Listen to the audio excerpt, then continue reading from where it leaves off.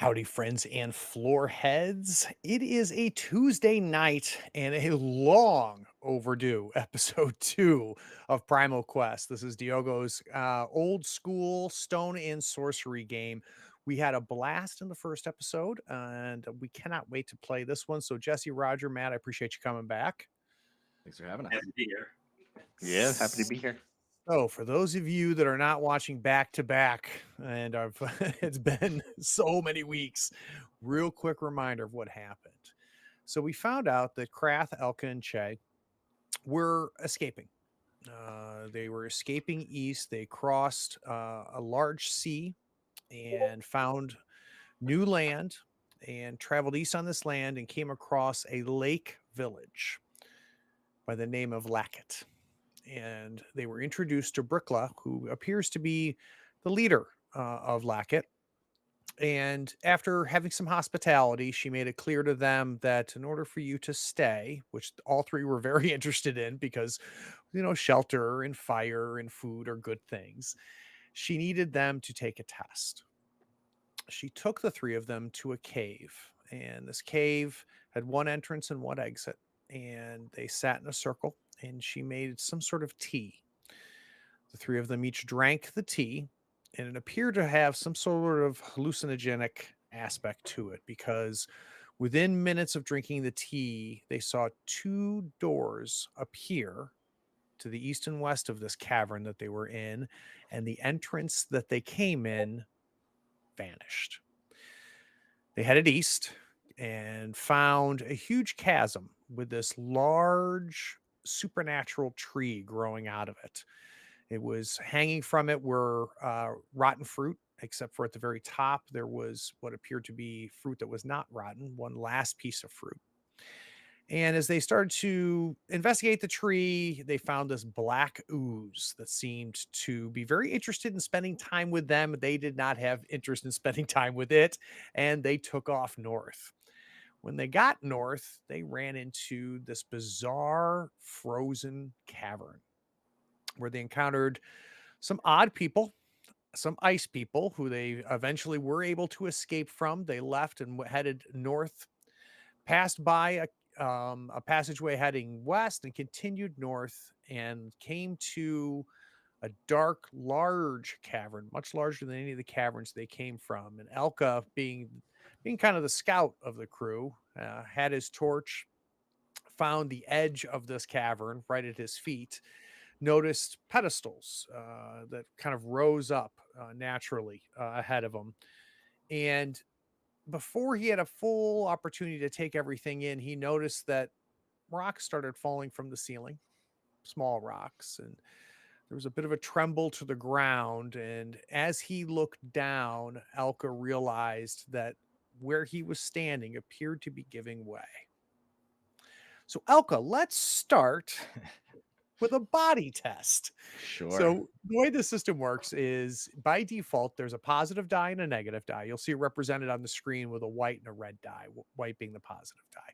So that's where we start by default. Then what Alka will do is add to his results his attributes. So what is your body, Alka? Body is 2. Okay, so he'll add 2 to this. And then he has certain tags. These are attributes and conditions that Alka has that can either add positive dice or take away positive dice. So, Alka, as we see the ground crumbling below you, you've got the torch in the hand. You've not been able to take in the full scope of this huge cavern.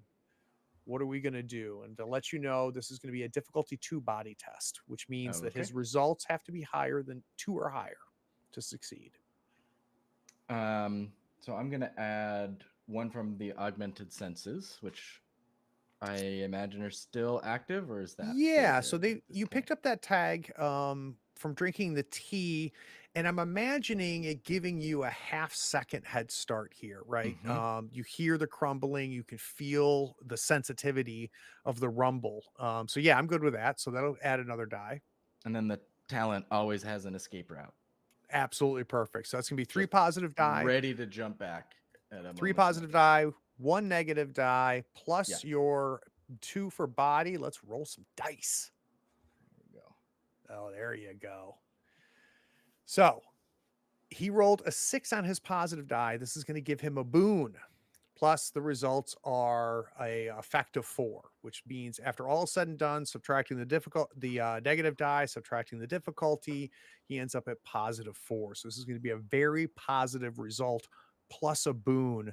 So Elka, how do you get to safety? I think it's straight back the way I came, straight back to the group, just sort of hear the rocks crumbling from above, feel it start to give way below, and just quick hop and scurry backwards. We got to think of a boon. What do you think is a boon here? Yeah, I am not remembering the boons. Are these?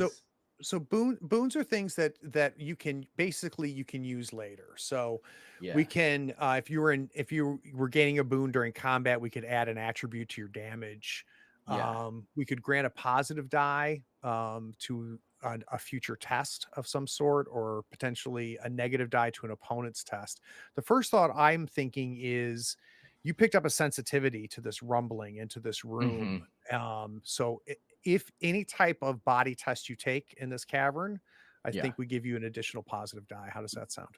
Great. Yeah. Just from sort of sensing what's going on here, having an understanding of it. Perfect. All right. So Alka, you return to the group. Yeah, and sort of watch with anticipation what would have happened if I hadn't. So all three of you can see where Alka was standing. It kind of gives way. And Alka, if you push your torch back forward, stretching your arm forward, but keeping yourself a safe distance, you can see flickering up against the wet walls of this cave and this cavern. You're unable to see completely across. You can see, like I mentioned, the pedestals. There also appears to be a pedestal to the far north. And for the first time, you can hear what sounds like a woman, maybe an older woman. And she's, she seems to be not in sharp pain, maybe like an aching pain. Mm-hmm.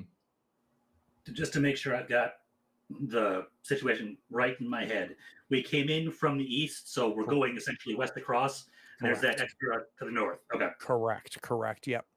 And Elka did not have a chance to fully assess, going from pedestal to pedestal. It's definitely doable. I'll give you any kind of difficulty test. I'll give you the difficulty before you test on it. Sure. Yeah. Yeah, so that was going to be my next thing, trying to creep forward and get a read on what it would take to get from here to the next pedestal. Like, is that a jump? If it's good enough, can we string a rope, or what it looks like might be possible there? So it'll definitely be a body test, but I think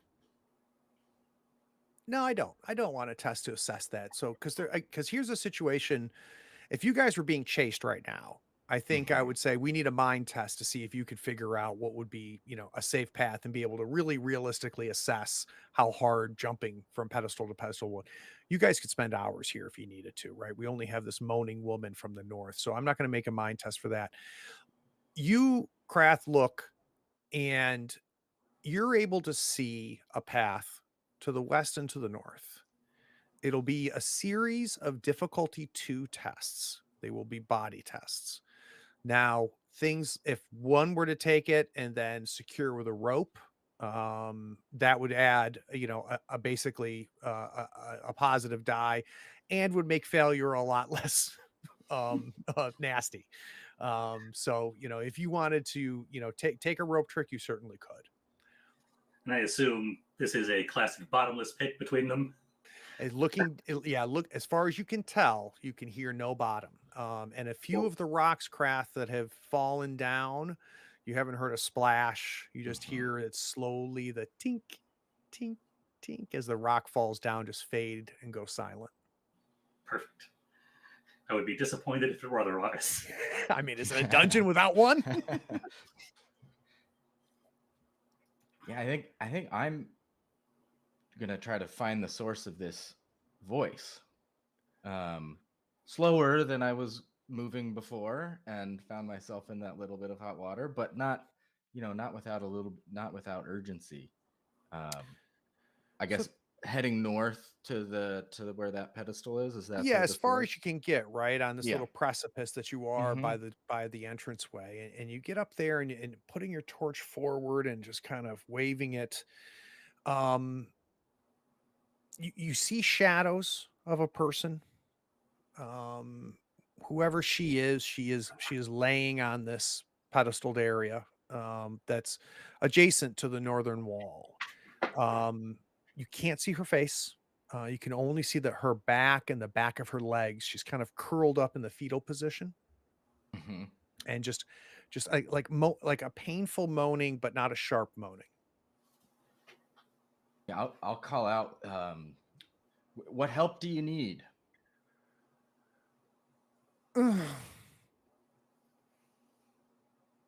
Oh, it's bleeding. Elko, you recognize the voice. Hmm. Yeah, you are 90% sure that's Brickla, the woman who Okay. gave you the tea. Yeah. Let me see. Um, And as you're kind of piecing this through, it's going to be 2 body tests, 2 jumps to get north, 3 to okay. go west. Yeah, I think I'll just make those 2 tests and try to get to her. Okay. And see if there's something I can do. Not that I'm a doctor, but Does Che or Krath have any thoughts? Yeah, as you're going forward, it looks like you're going to just start jumping, and we'll offer you a loop I have made of rope. Like, oh, great. Yeah. I can secure you. Oh, good. Thank you. Good. Yeah, I'll grab the loop and kind of hoist it over myself, and make those tests. Okay, great. So it'll be around one arm and hold and brace. Yeah. perfect. So let's do this. Let's have the fact that Krath is holding the other side of the rope have an impact on a failure. It's not going to have any impact on the test itself. Sure. Yeah. This will be the same test you took. So difficulty 2, Okay. same tags. Yep. Augmented senses, and the talent Yep. is 2, and then is the boon something I decide to spend? It would be on this test. So and I'm going to have this boon account for each of these tests. So Okay. it'll So, only be valuable in this room jumping Yeah. from pedestal to Yeah. pedestal. Okay, so that's 4 positive dice, 2 attribute. What could go wrong? I know. Yeah. It feels so safe. Well, that could go wrong. So you had a 4 negative die. Your Yeah. highest die was a 4. Yeah. Luckily, you have 2 body. Yeah. So 0 effect is still a success. Yeah. Yeah. And Elka, I'll let you narrate this. You make it, but you don't make it nearly as well as you made it back. It feels like that that time when you've gone up the stairs every day of your life. Right. And you do it a little too fast one day, and you miss the step and hit your knee. You're on the stairs, but and well, I don't know what other people do, but when I do that, the first thing I do is run up the stairs. My response to that is to get away from that situation and run up the stairs as quickly as possible. I'm good. I meant to do that. Yeah, I'm good. I got it. I'm okay. So I kind of slip and fall, hit my knee. No problem, but a little embarrassing. I get up real quick and just jump again fast. And I'm imagining, if you're okay with this, Kraft, that as that's happening, I mean, you were secured, right? You were ready, but after that first fall, I'm just imagining you like taking one more loop of rope around your hand. Like, oh, okay. Yeah. All right, so we're gonna try to get to the old woman. So quick roll for the second one. Yep, same. There's our 6. There's our 4, and you get another boon. Hey. Oh my goodness! Alka, you jump across this time with a far more grace, and you're able to make it across. And Krath, the rope follows, right? It goes from the center pedestal as he then jumps to the north.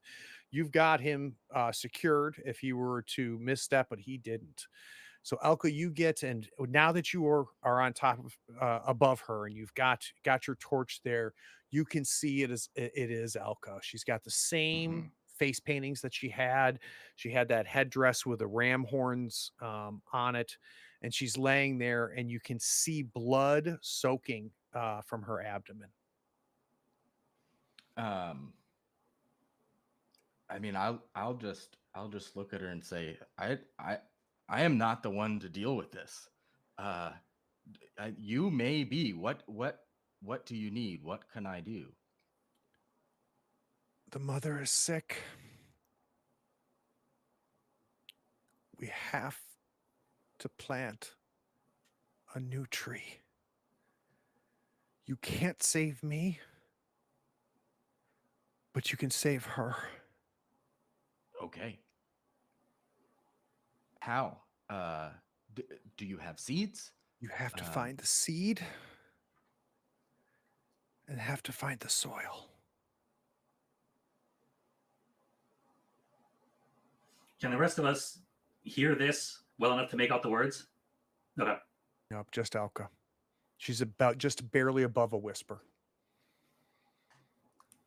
I'll probably at that point I'll do some whatever I've seen someone do in the field before. In a probably the wrong thing to do, put pressure on the wound or something. I think that everybody just by instinct would immediately try to do that. So Alka, I'm going to have you get down on one knee and just kind of trying to assess the situation. This is not what you do. You go to put your hand on the wound itself, and just as you touch her, she falls away as if she was kind of this thin shell of dust. So as soon as you touch her, it just and she just falls away and creates just this cloud of dust. And you are now standing on this pedestal alone with what looks like cremated remains and ash where she was. I'll take a breath, turn back, and just call out, we have to find the seed, and we have to find the soil and plant the seed in the soil. Now, real quick before just 1 second, Krath, we got to come up with a boon. You had another boon on that second jump. What are we thinking? And here, let me quickly help you out here. So if you open up your book. Yeah, I've got it. There is a page. Let me just find it real quick. One of the beautiful parts about this system is there's like 10 pages of rules. Yeah. Go to page 2. And in the left-hand column, you'll see boons and setbacks. So it gives you some ideas of boons. Could it maybe be like a tag related to this new quest? Yeah, I would like something about that, like some sense of what the seed is, like noticing that it's the right seed and noticing that it's the right soil. Let's have. I'm going to narrate this and you tell me if this is okay. Sure. I'm going to have you pull a little pouch out and put some of her ash in your pouch. Okay. And we're going to let that be the boon. Sure. And we'll do that, right? So when it's going to allow you, when you're close to the seed or the soil, not both, whichever one you come across first, you're going to get a sense that this is the place. How does that sound? That sounds great. Beautiful. Go ahead, Krath. I'm sorry. I just hearing you say that, Krath will just basically shout out, "What seed? What are you talking about? Like, are we farmers now? I don't." I think it's metaphor. but I'm not positive. She has she may have been Ash the whole time. It's not clear who I was speaking to.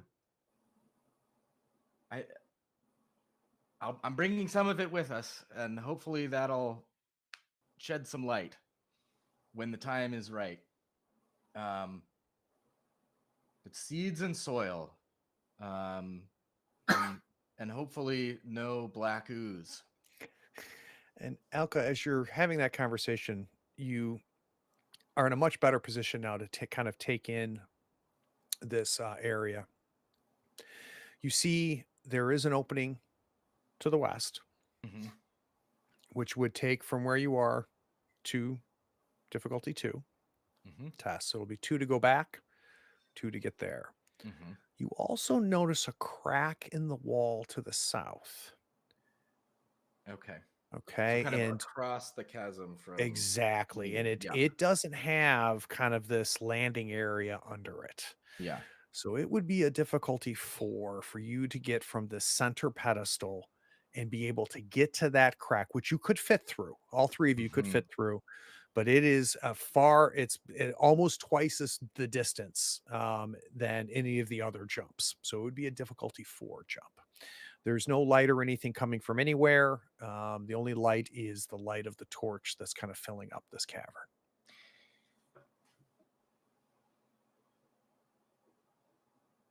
I think my instinct is to continue heading west, continue following, running our hand along the rightward wall, and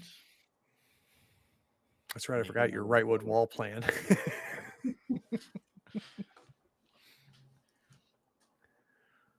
What are we thinking? I'm going to struggle to leap as deftly as Hmm. you. well, let's It is see. risk. Yeah, There was a passage back the way we came. it may be best to switch to our left hand.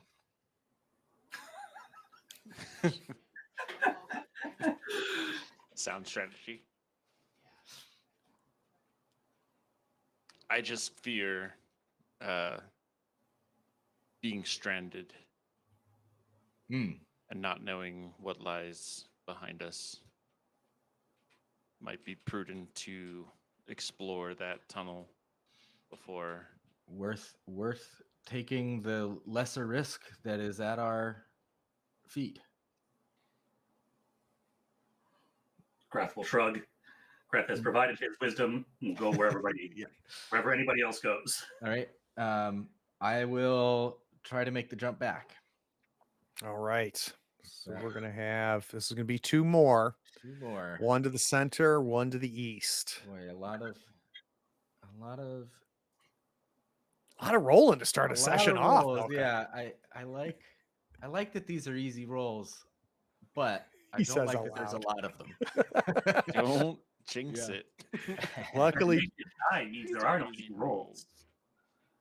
what really matters is that if need be, Krath can make his body Yes. roll. Yeah. Yeah. So I'm 4 positive, 2 attribute. Yep. 2 1 difficulty, negative. 1 negative. Okay. Yep. There we go. Dude, Nice. another 6, another boon. Yep. So you jump to the center. And at this point, I'm just going to say there's no more testing for you. Any difficulty Sure. 2s Yeah. in this Yeah. room, you're good. Yeah. I would think be no Elka problem. has now got his footing. Yeah. And I'll Figured out make that, if you were to take that difficulty 4, it becomes a difficulty 2 for you, Oh, not for geez. Che or Kraft. I mean, I can't pass that up. Oh no. Dude, you got a rope around Yeah, you. I was It's was there. ready for a difficulty 2 roll right now anyway, so Exactly. we'll just So make it. what I want is I want to know as Krath and Che, you just like Alka just completely changed the plan, right? No more right hand. We're going Let's left go hand. back this way. We're going back. You see Alka jump to the center, and then you see him not take his eyes off that crack. Just like completely distracted. Oh, yeah. I could make that easy. Split second there, deciding what to do, and then as if there was no choice. All right. I'll try to Because of the boon, that's difficulty 2. And I can imagine the situation where Krath, you're kind of having to chase along with the rope. Yep. And not necessarily sure which direction I'm jumping and where you need to. He was ready to pull you back like a fish. Yeah. He was pulling it in. Yeah. All right. As soon as I see which way you're actually going, you will hear me laugh and just shout, "Well done!" Yeah, I think this is something you could have predicted, knowing. Oh, that's amazing. There's another one. All right. So yeah, just to peek through, and so Elka, you jump. And this time you can't land on your feet. What you're going to have to do is kind of jam one of your legs in the bottom of this crack and hopefully just grab on the left and right side of this. And that's exactly what we see you do with an effect 4. I mean, good Lord. In fact, you get both feet in there. Once you get in, you can see that this crack passage extends south and it curves. And unlike the darkness before, let's have your left hand with the torch more towards the back of the cavern. You realize that there's some sort of fire source to the south of you. Not clear what it is. You can't see it from where you are because you're going to have to kind of travel through this crevice to get there.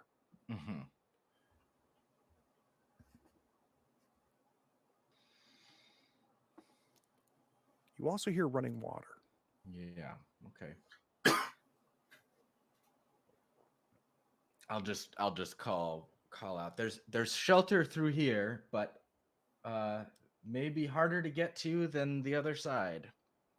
And at that point, I'll take the jump. I'll take that information, put it in the back pocket, and jump back to the original plan.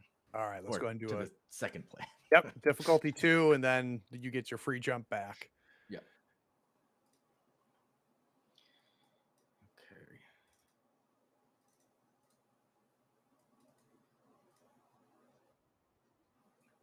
Ooh.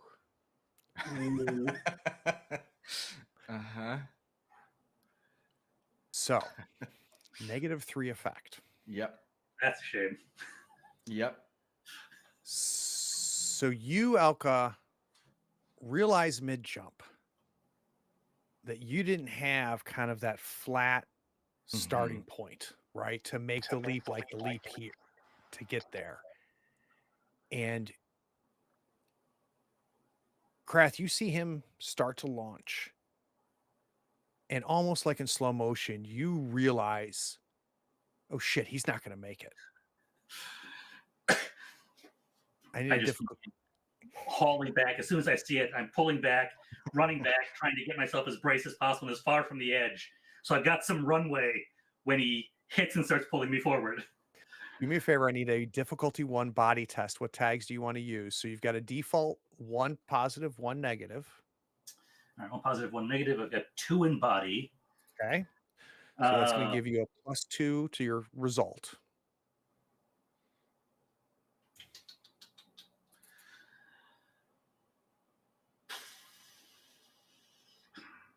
I mean, I can try and make a case for augmented senses because I saw it coming, but it feels weak to me.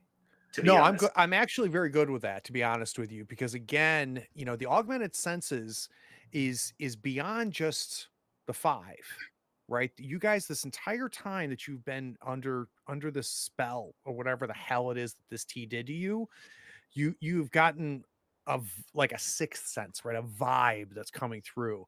And that's where, in my mind, that's where the slow motion nature of this Okay. happens, right? You're able to take this information in at a speed that is not normal for Krath to be able to take in information and Nope. just so yeah, you start pulling before anybody, even Che maybe realizes that or even Alka maybe realizes that he's short. So yeah, All so right. let's go 2 positive die, 1 negative die. You're a difficulty 1 with an attribute of 2.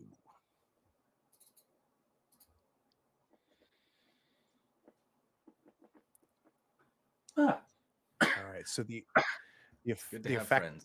yeah, the effect is 2. Alka, I need you. You're set to take 4 damage Mm-hmm. minus the effect. So you're going to take 2 to your vitality because of Okay. Krath's success. Mm-hmm.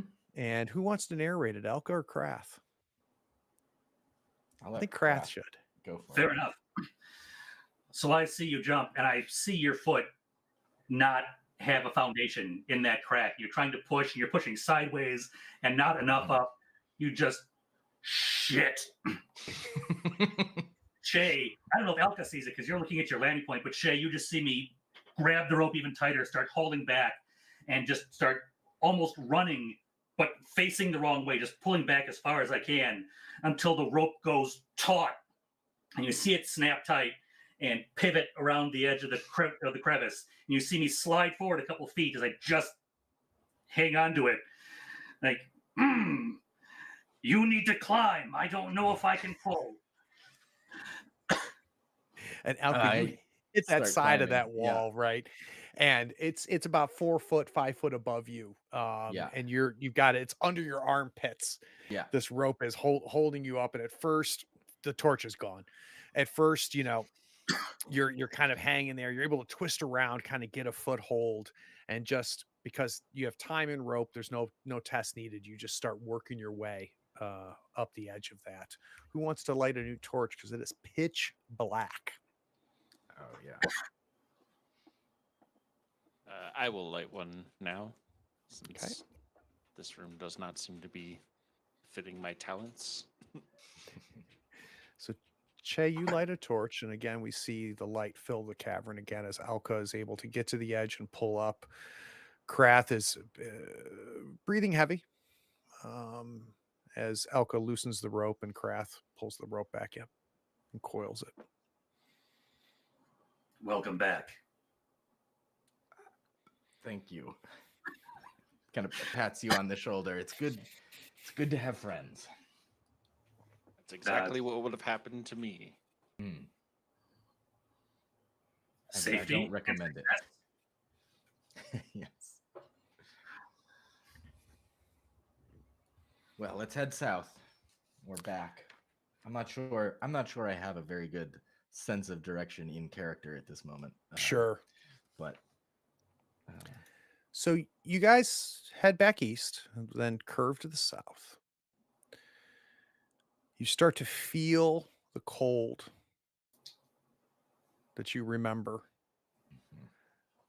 as you start to go south and approach the room that you barely escaped from. And as you remembered, there's now a passage to your right heading west, the one that you passed by before as you kept the let's stay on the right wall rule.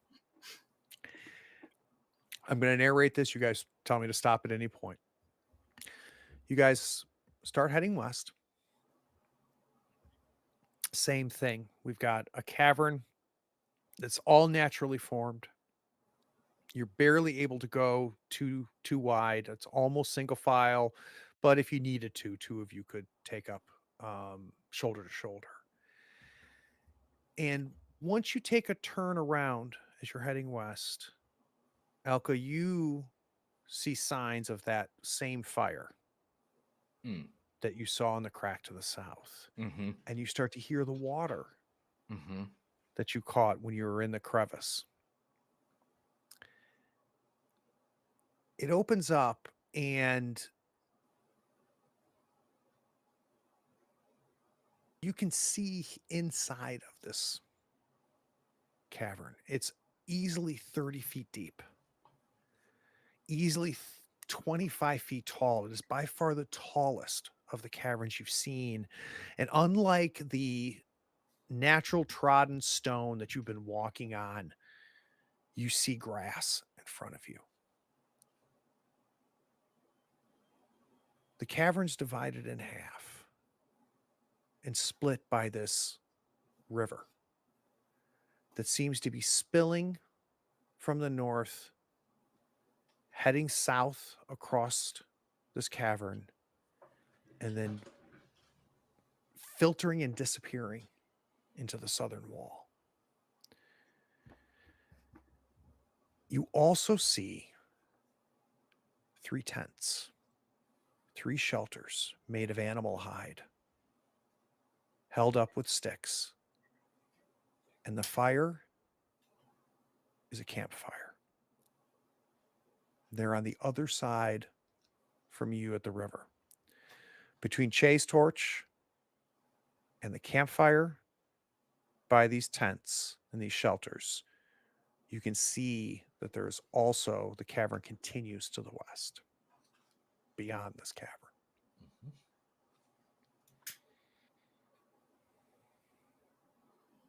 Do you see anything, any movement of any kind, or just the shelters and the fire right now? Just the and 3 shelters. Natural animal hide. There's nothing strange about those shelters, though they're not built the way you built them out west. They have a kind of a different shape and feel, but there's nothing but something you could build, right? If you needed to, if you had the hide and the wood.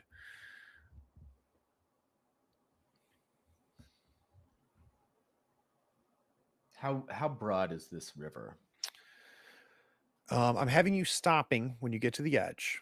From where you are, it looks to be about maybe at its narrowest 10 feet, at its widest, maybe 15, 16 feet. And between the 3 of you, who spent the most time out in nature? Now, the 3 of you are prehistoric, right? So the 3 of you have a certain level of that, but who's the hunter among the 3 of you, or who do you think is the closest to nature of the 3 of you? Right. Being the hunter was my role in the tribe. Okay. Given other people's travels, I won't say that that's necessarily the most. So, Kreth, let's have you kind of recognize the nature of the surface of this water. You can tell it is not a very deep river, right? Okay. Because you know that the waves would be longer, and the white water would not be as prominent as it is if it was a deep river. Sure. So you, as best as you can tell, worst case scenario, you might have to hold your breath for a second, maybe, but you doubt that it's more than 6 feet deep at its deepest. Can I see That's your assessment from 15 feet away. Sure. On the south wall of the cavern, can I see what it runs into? Is it running into something that would be big enough for a person? It appears to be hitting this wall and being absorbed almost by the southern wall. So it's very difficult to understand exactly how or why from where you are. All right. The river looks fordable. Do we expect to find friends in this place? I don't So- think we can expect anything. We've seen so many odd things. I think Alka is hanging back in a kind of strange way. So far, we've seen Alka be very spontaneous and kind of rushing into danger. That has changed here, and I think he's kind of just avoiding thinking about the tents by picking up the soil. I don't think he thinks this is this, like, we found the soil, great. But it's kind of a way to distract or delay or something. And Alka, as you drop to one knee and put your hand this is grass. You expect yourself to kind of Yeah. dig into the soil, and maybe, if it's got enough topsoil to grow grass, maybe you'll hit clay Sure. right Yeah. after a little. So it could be what's crazy to you and what takes you off guard is there's not enough soil until you Mhm. hit stone Mm. to account for the grass. Not as much grass as there is. So you almost hurt the tips of your fingers because Sure. of you Yeah. just anticipated to dig into soil and immediately you hit rock and you pull up and Yeah. you do have dark soil, fertile soil in your hand with this grass, but I mean, Not no, tree soil. this doesn't make Yeah. sense. Yeah. And that's actually a good question. Would you have relayed to us the soil and seed, like the whole thing? Oh, I Okay. assume so. Yeah. Yeah. Yeah. And there wasn't much to relay, Right. but yeah, I kind of yelled it across from All right. there. Yeah. Yeah. So in Krat's mind, we have soil and water here. I do not understand farming, but there is water, there is Yeah. soil. Yeah. With a seed, we can grow. Yeah. There's not much. Not kind of muttering to himself back there. Not much soil. I'm no farmer, but I don't see how this grass is even growing. Must be the tea. Perhaps there are people in the shelters that we could talk to. Oh, perhaps. If grass can grow with too little soil, why not a tree?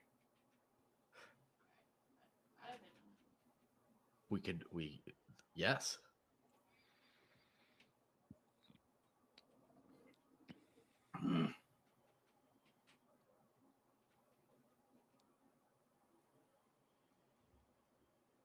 Will So- someone Go ahead. see about the people in those tents? If we wish to talk to the people in the tents, I will go. I am unafraid to brave the waters of the river and go to the tents. You are better with people than I. I'll see if there's a seed in this grass somewhere.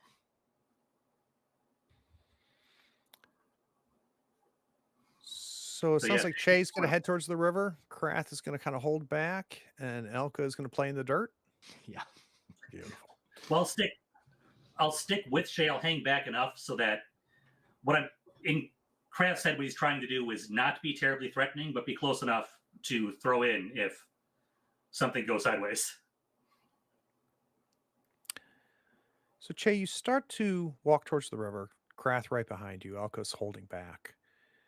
And as you approach the river, there's two things that you notice. Krath's assessment was probably more accurate than he even maybe realized, because at worst it's thigh deep. At its deepest, you can see almost clearly the bottom of this, and it's formed with the same rocks that the cave is formed with, right? So it's a very uneven river bed, and by instinct, both Che and Krath identify the fact that this river couldn't have been here very long, because if it was, there'd be far more erosion. Right? We know what old rivers look like. This is not an old river. There's also a shininess coming from the water. One source seems to be fish. There seems to be fish swimming upriver. They're about the length of your forearm from your elbow to your index finger. And it's a fish you've never seen. It's not an unnatural shine. You've seen fish that have, a gill skin that shimmers like water can shimmer, and that's what you're seeing here. But it's a very tall, thin fish, and there's maybe 6 or 7 of them, but as you look north and as you look south, you can see that there's more. What you can't get a sense of is they don't seem to be coming from the southern wall. They just seem to be swimming north, and it looks like they're making progress, but it's a little distracting, right? Because of the shininess of the sides of these fish, and that's one source of the glimmer. The other source appears to be a hilt of a sword in the dead center of this room that appears to be lodged underwater in the bed of this river. My first question for Krath and Che: has you ever seen an iron sword before? Absolutely not. Che? I doubt it. Its form, Krath, makes it clear. It is a weapon. Sure. But what Yeah, it's made of? I can recognize a weapon, but I don't think I've seen metal in my Yeah. life.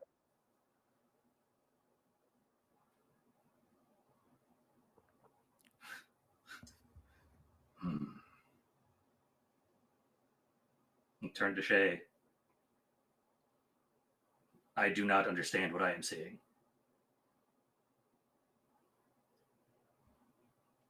It is as odd as all the other things we have encountered in this place.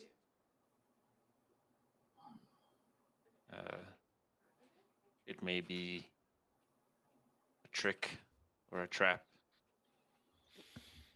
I think we should press on to the tents, see if there's anyone there. Does not appear to be going anywhere. It's stuck in there quite firmly.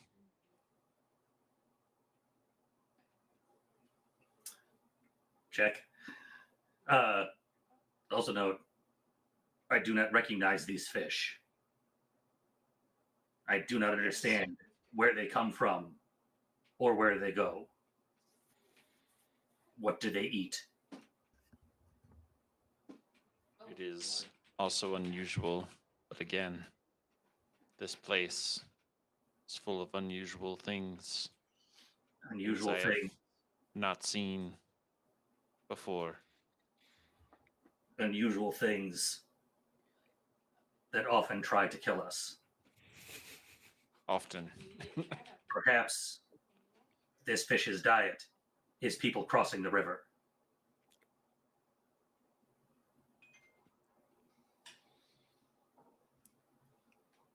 I'm willing to take that risk and move very quickly. Very well. There's only one way to find out.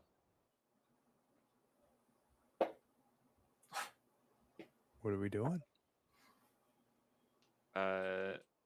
Che will, seeing that the river is not very deep, I think she is reasonably confident that I can run, kind of high step through the water quickly.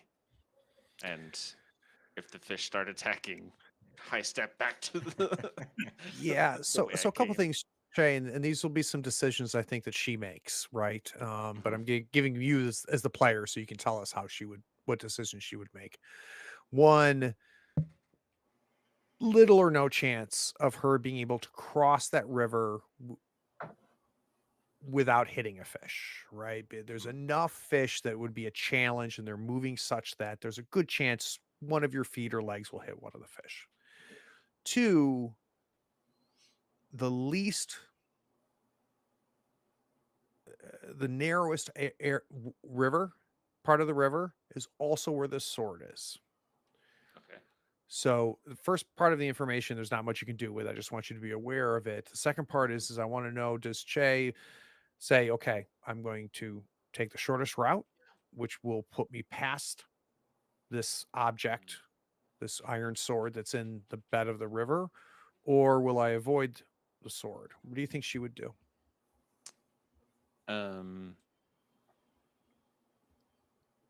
I think, actually, she will take a moment and perhaps look for like a rock to throw into the water and see if the fish scatter or if they just kind of.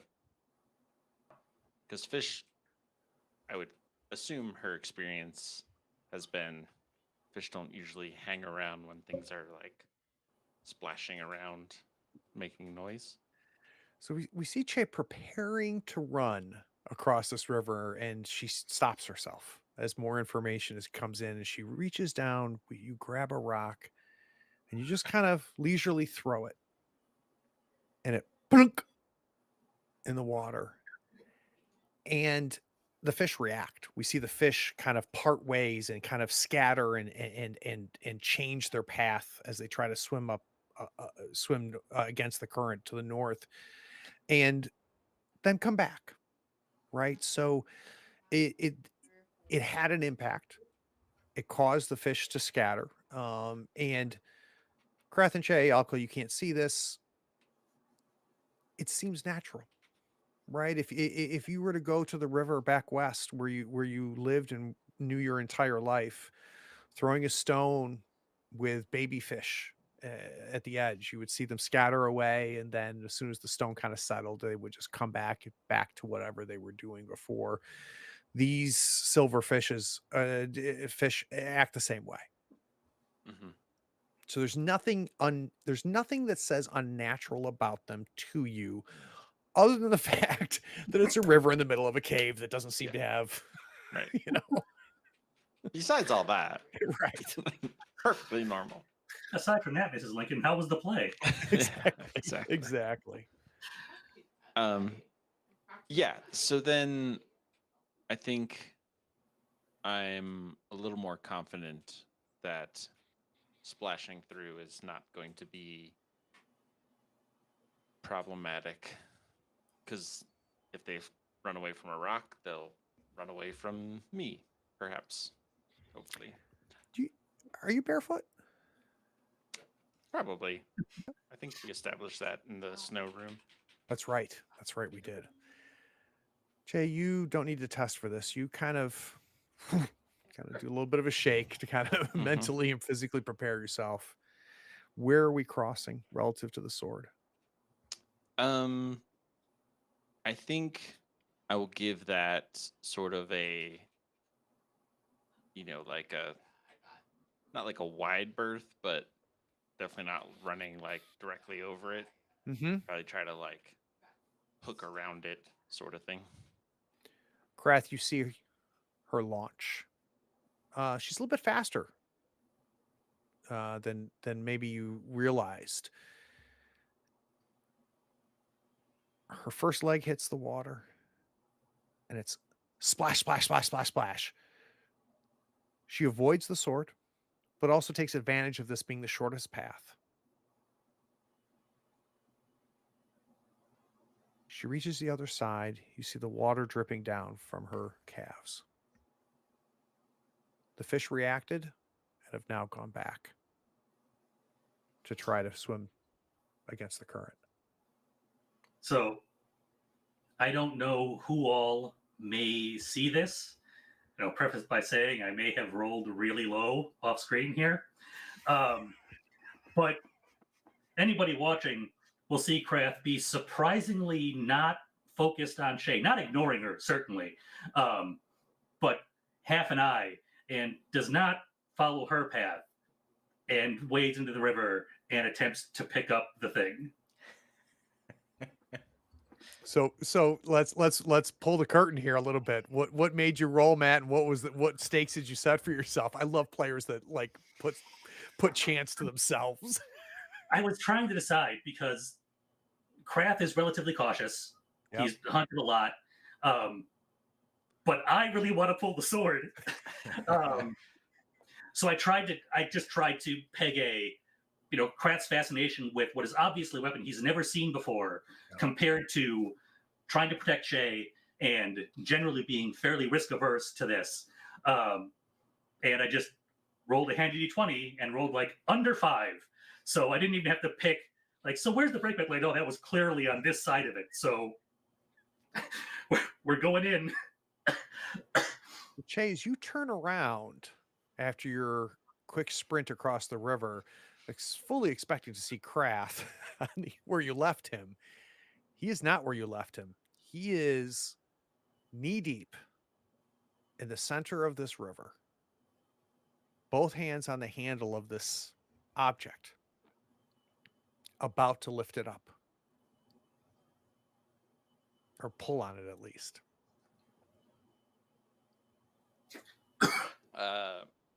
I think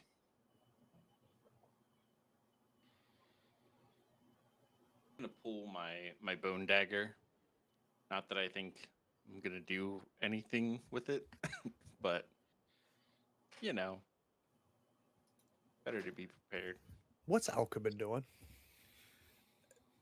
Really edging towards the entrance, digging around, like really looking for a seed. Got it. And to the point where when they were talking about the sword, of course they don't have a name for it. Sure. He thought they were talking about the grass the whole time. It doesn't make sense. What is it made of? It all fits. So maybe just now looking up, hearing splashing And the one piece of information that happens during all of that, Alka, and this is happening simultaneous to what we just talked about, is you've been scraping this grass up, right? And you're not a botanist, but you've seen grass, right? And here's what's odd: is you kind of crumble the soil and the grass in your fingers, you can see the roots of this grass. The roots are deeper than the soil. Krath, you grab the handle of this thing, and as both your left and your right hand, because it takes two hands, grab onto the hilt, it is cold. It is formed and crafted. That's the first thought you have. And you, I don't know how much resistance you expected, right? So you lift up, and as if it was in sand, it almost to the point where you fall backwards. It comes out so easily. And Alka and Che, you see Krath standing there, up, hands up, as he's lifted this thing out. A blade shining against the light reflecting from the torch, and Che's hand from the campfire off of the water. This metal in your hand, and Krath, as you're standing there looking up at this, you can see the edge of this metal and know it's a weapon immediately. Sharper than any bone weapon you've ever come across. And as you pull down and start to kind of move and feel this, there's a balance. It's wieldy, right? It just, and you flip it around to bring the blade back up, and you start with two hands, just kind of motioning with it. And it feels like even though the top is much longer than the bottom, somehow you feel like you could balance it on one finger. Let's go to your equipment. I need you to add a iron sword to your equipment. Damage 3, durability 4. Cool. Very Range close, cool. I assume. What's that? Range close, I assume. Correct. Elka standing there watching, kind of fistful of grass mindlessly drops to the side. So yeah, you'll see Krath almost stumble backwards as it comes out more easily than he expected. And as he realizes that it's moving pretty easily in his hands, he'll do a quick, just like whoop, whoop, like a kid with a long stick, basically. Like, I'm going to swing this, and looks pretty pleased with it, and then looks up over at Shay, back at Elka, and you can see him just kind of look guilty before, like, tucking the sword down and back, like he's trying to make it not obvious. As it dawns on him, like, this was a terrible idea that he's just had. Like, you shouldn't have done this. Shay is going to talk to people we don't know. Alka is examining the grass, looking for a seed.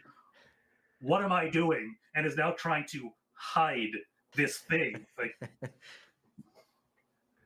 and just moves over to Shay's side, sort of avoiding everyone's eyes.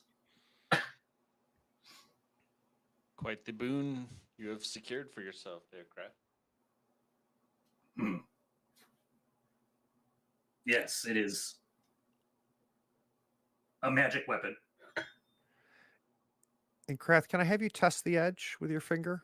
I just Absolutely. feel like you would. 100%. And it immediately draws blood. And of course, you pull your finger back, right? It's just a nick, but you didn't have to put any pressure down. And immediately you have a small paper cut on the tip of your finger. This is sharper than the finest glass knives I have ever seen. A boon to you and your allies. Such is my hope. I begin looking for a way to carry it. Like, I don't. It ultimately used to be just like sort of standing there sort of awkwardly with it held reversed in one hand.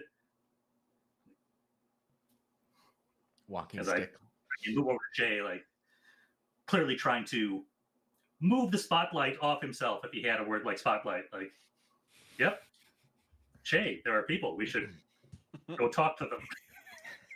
Stop looking at me. Exactly.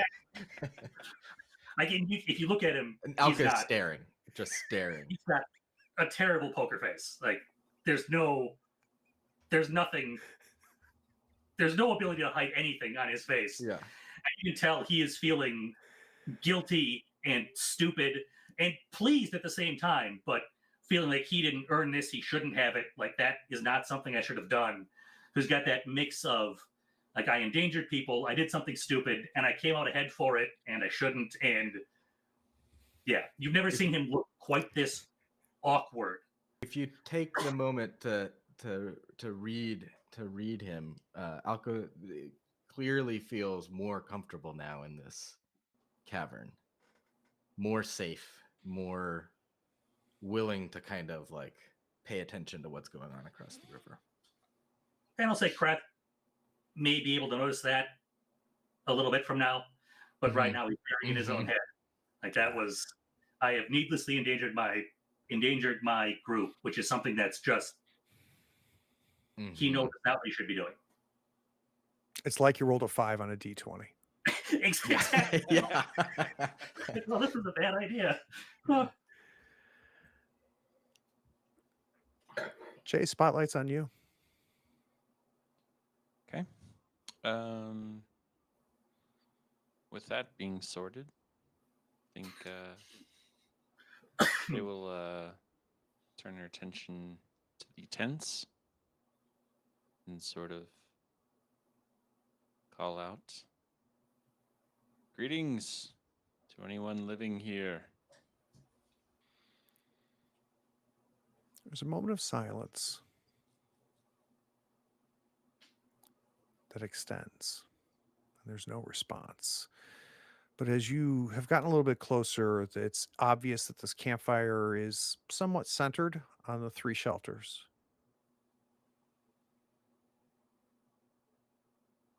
And we've seen campfires that have just been started, campfires that are alive, and campfires that are dying. Right? They haven't been fed. And this is a dying campfire.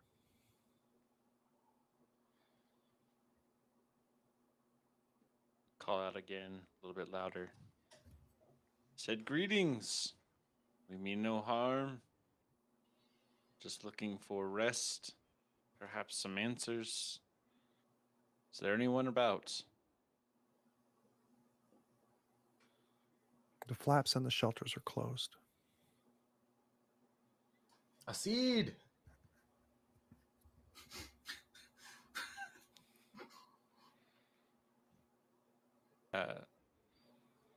She will put the bone dagger back into its sheath at her hip, realizing that she's been holding it out this whole time. As she says, we come in peace. And crap is over there. We have stolen your iron weapon, and I have a bone dagger. Yeah. Krath is semi-concealing a sword behind his back. Like, no, Right. we're friends. Looking guilty. And I'll reach out to one of the tent flaps and sort of withdraw it, look inside. You go to the closest one, and you pull the animal skin flap. And inside you can see this is not a nomadic tent. This is not a nomadic shelter. This is not one that's thrown up to live in into a day or two and then packed and taken. This is a home. You can tell by the trodden soil to the point where there's no grass left, right? It's mostly just a stone below it. You can see that's in the center an area where a small fire could be lit, a small little stones in a circle. And if you look up, you can see there's a hole at the top of the shelter that would allow smoke out. There's no fire there, though. There's animal skins that are beyond just the walls, maybe used to lay on. There seems to be pouches, wood-carved bowls, and human remains, bones.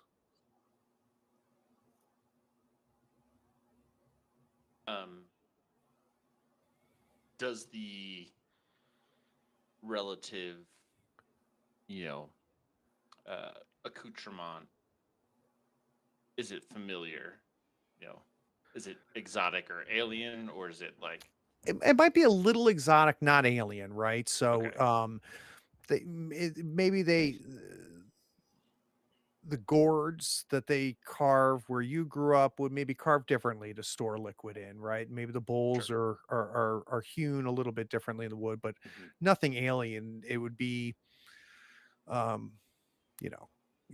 something you would see at a flea market you've never been to before, right? So it's like, oh, that's interesting, right? But not like it's not like silverware and No. a weapon rack full of swords. No. Um,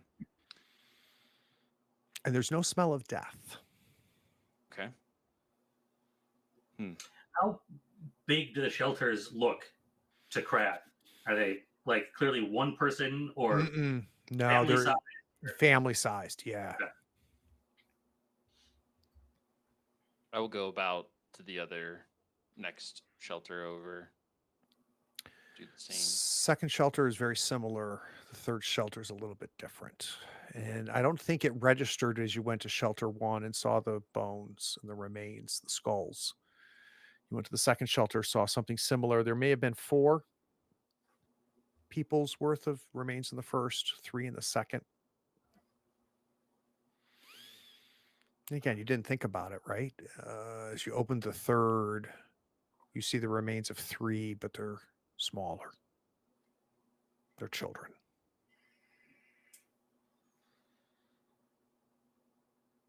Each of the remains in all cases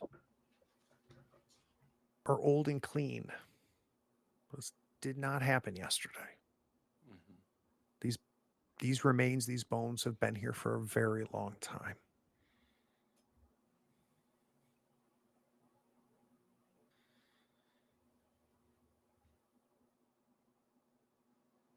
So, not to put you on the spot, are you leaving the flaps of the shelters open? Right. Are you relaying any of this information? Yeah, I think Shay will call out at least, remains within but old, and sort of grow more cautious as she goes to the second and the final tent. But quite puzzled by it all. The fire obviously is more recent than the perishing of the individuals in the tents. So that's a bit concerning. What do we think our tradition from where we came from is around death Hmm. and remains? Good I question. think Elka would want to perform it, whatever it was. And my guess would be, because I feel like our tribe was relatively recently more nomadic than settled. My guess Mhm. would be that our remains disposal would be along the lines of a sky burial or a burning or something. I don't think we'd actually bury them. Yeah. Yeah. Beyond that, I have nothing in my head for exactly what it would be, but it would be something along Yeah. the lines of they need to be returned to nature in some way, not Return to the earth. Yep. Yeah, I think I'll kind of without a word on hearing that, start to prepare that in a way that I'm sure is recognizable to you. And Alka, you cross the river, you head over there, and Krath and Alka, you confirm what Chase sees. And Alka, your instinct is to perform the rites, Mm-hmm. and that's going to take fire, and it's going to take more fire than we have here. Mm-hmm. Mm-hmm. Now, these shelters are a combination of animal hide, an animal you're not familiar with, but you recognize animal hide. Mm-hmm. It's a combination of animal hide and wood. So if you wanted to build up this campfire, you could at the cost of a shelter. Mm-hmm.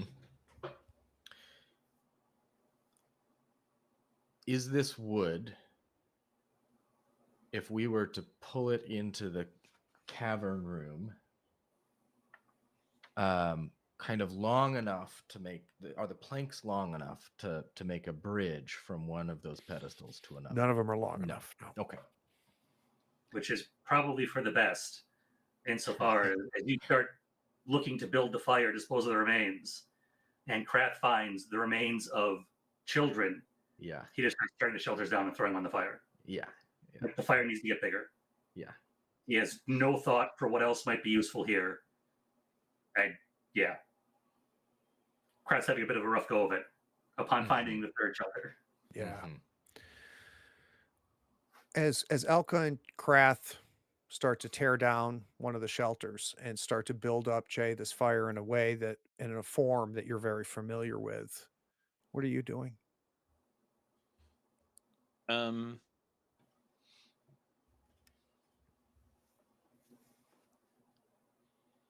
think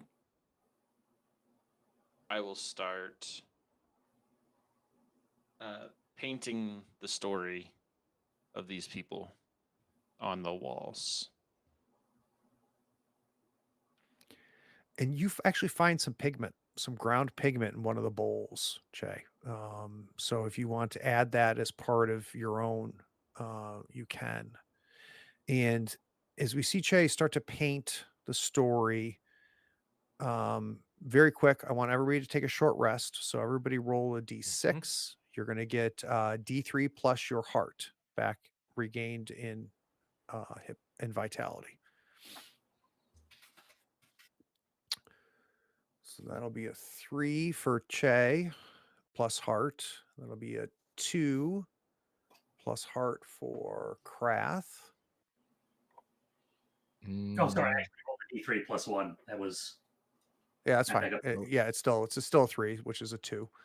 There we And go. then and then a Zero. 1 minus 1. So that's a 0 for Alka.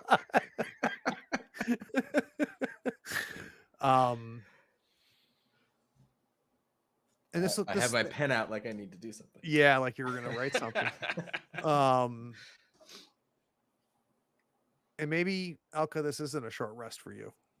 Maybe the Yeah. frenetic nature, because you started this, right? Just Yeah. this is so critical to you that you don't take a minute. Yeah.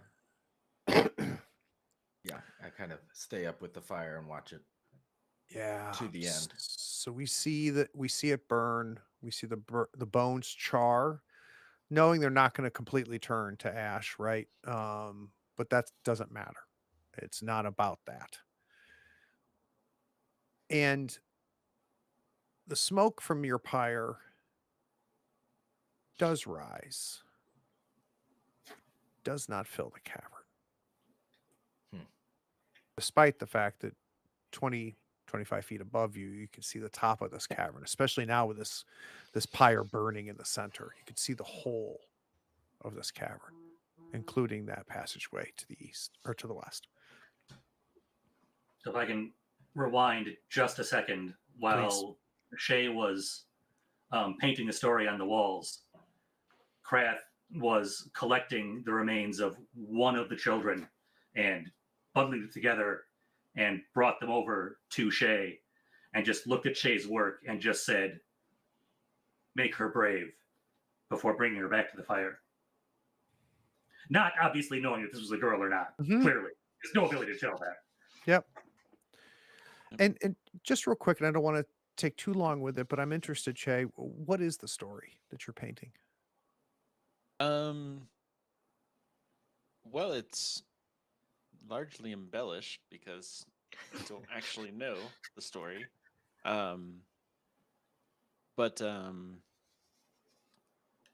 think it's a story of people who have left the safety of somewhere, and a whole family group, sort of, and they push on through a long journey and find this cave and set up 3 tents by this river. And so like the cave in the drawing is just a cave that's open out to the world. It's Nice. not this cave, right? Right. And so they like have a tribe there that they operate for some time. And then I think that's it. I don't think she writes the end of the story. I think she just, it's a story of a tribe that left safety and found a new home. And real quick, Roger, and I think this is important for me. Alka could have painted this, Krath could have painted this, but you paint it. And I feel like there's something different when Che paints a story on a wall than if anybody else does. Can you just give me a little bit of detail on what's different? I think the difference in Shay's painting is there's like movement to the painting, not doesn't actually move, but the style of her painting is such that it tells the story as a flowing series of pictures versus like a bunch of static images. So it feels alive. That's cool. In the telling. That's and cool. I think when Shay is done, she will draw on her arm on a bear patch a 3 tent sort of symbol to carry with her. Very cool. So the pyre does what the pyre does.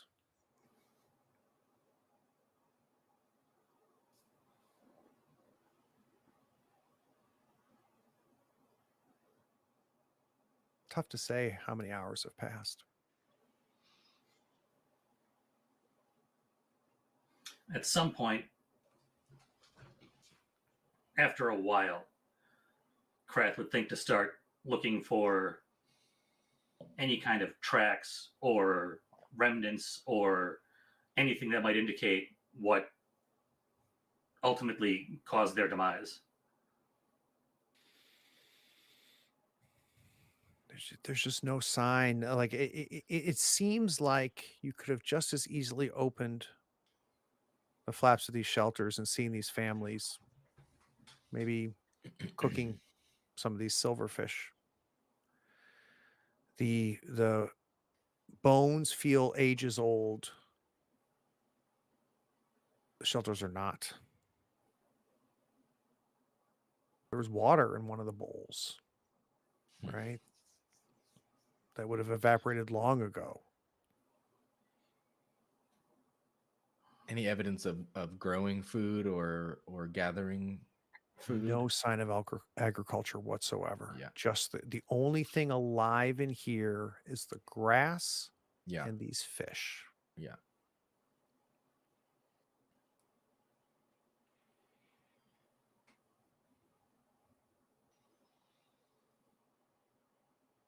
Hmm.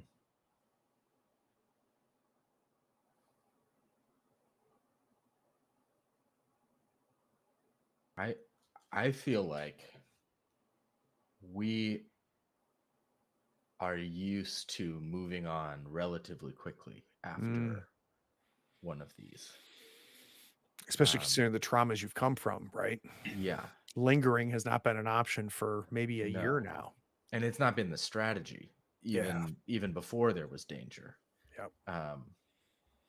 So kind of letting this be their space. It's not ours to stay on, to rest in. We've kind of given it to them, and we're moving on to the next nomading on. Mm-hmm. um, So if we're good with that, the three of you put together your thing. Krath, you've kind of come up with some way to carry this thing pseudo on your hip, on your back, kind of. Yeah, it's just kind of bound in rope sort of on one side. Yeah. And you travel to that western cavern, and it's about the same size as the eastern passageway that you came through to get to this cavern. And you see it extends to the west and forks. It forks north and forks south. Looking to the north and to the south from just Che's torch, it's very difficult to get a sense of where they lead. So a decision will have to be made to go north or south before you can get a sense of what is north and south or what you might find there. I don't think I even see it as a question. We're following the left-hand wall and just kind of move in that direction. Pratt will note that this goes left, heads back towards the tree. And if we wish to grow a tree from a seed, maybe that fruit at the top has a seed in it. Yep. As you begin to head south, you pass that passage that leads to the north, right? So it's not as much a T section as much as a Y divide, right? And the only thing that makes you pause is the sweet smell of honey to the north.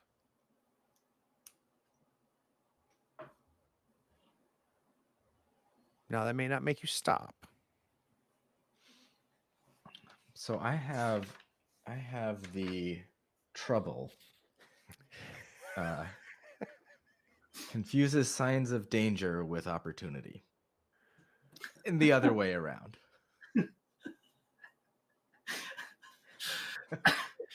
I want a difficulty 1 mind test. Sure.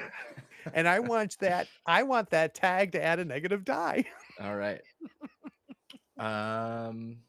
My attribute is But enhanced senses will add a positive dice. Two. It'll be 2 positive, 2 negative plus your Yeah. mind. 2 negative, and mine is 2. So 2, 2, and 2, difficulty 1. Yep. Okay. Ooh. Ooh. So a boon and a setback, And an effect 1 success. and an effect 1 success.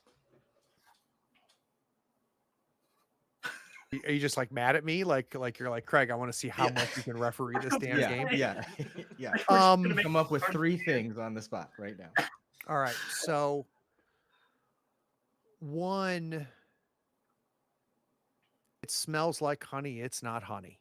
Mhm. You immediately recognize that. It smells sweet like honey and almost like you could taste honey straight from the honeycombs that you would collect out west, but you can tell it's not honey. Mhm. That's the effect. The boon,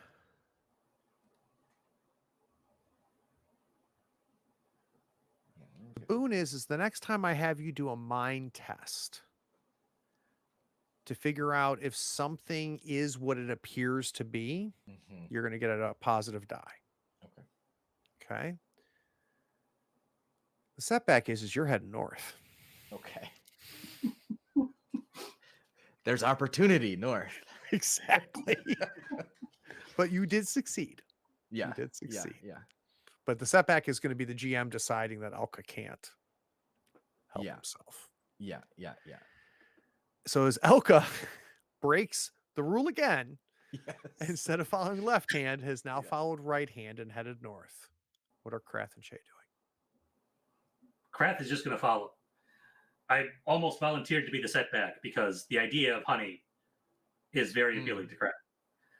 Like this is on, because in my head, this is something he's tasted like once in his life, and it is among the greatest experiences he's ever had.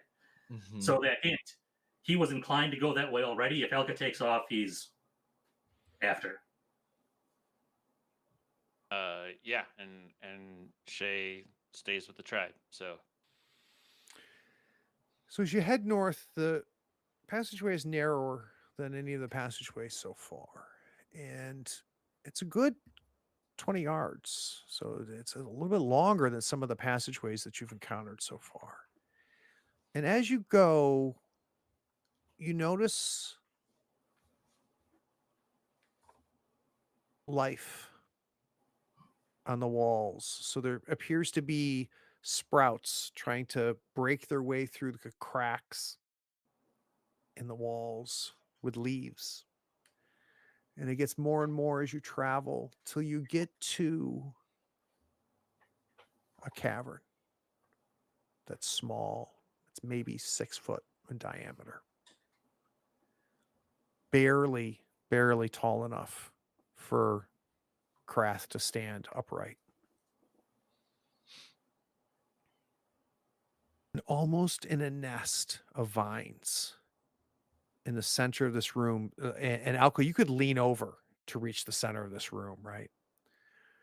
Like these twisted vines that are maybe as thick as Krath's upper arm are kind of twisted into almost like a nest in the center of this room.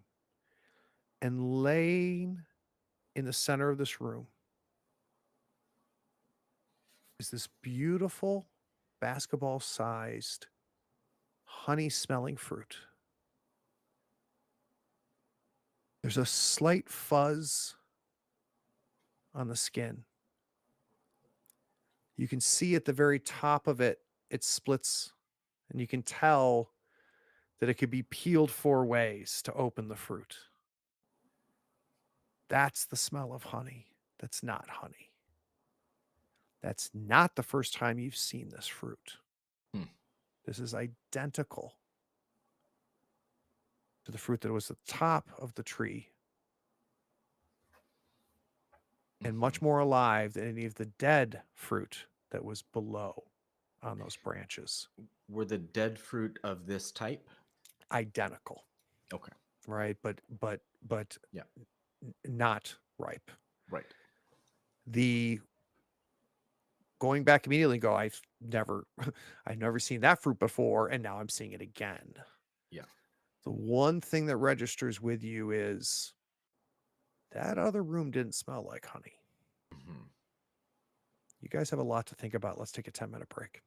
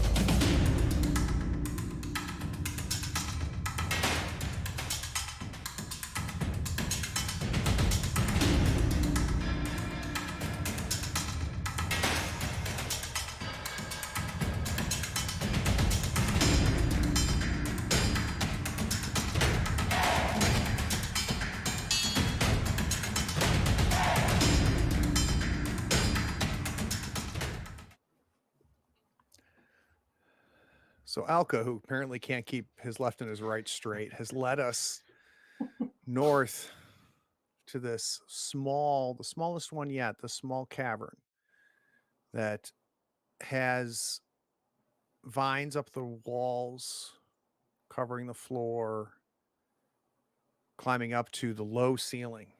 And these vines are alive. They have sprouts, they have leaves that are coming from them. There's this nest in the middle that it's formed with this fruit that is familiar from just before, right? Not familiar in your life, that's laid in this nest. And the last detail I kept till after the break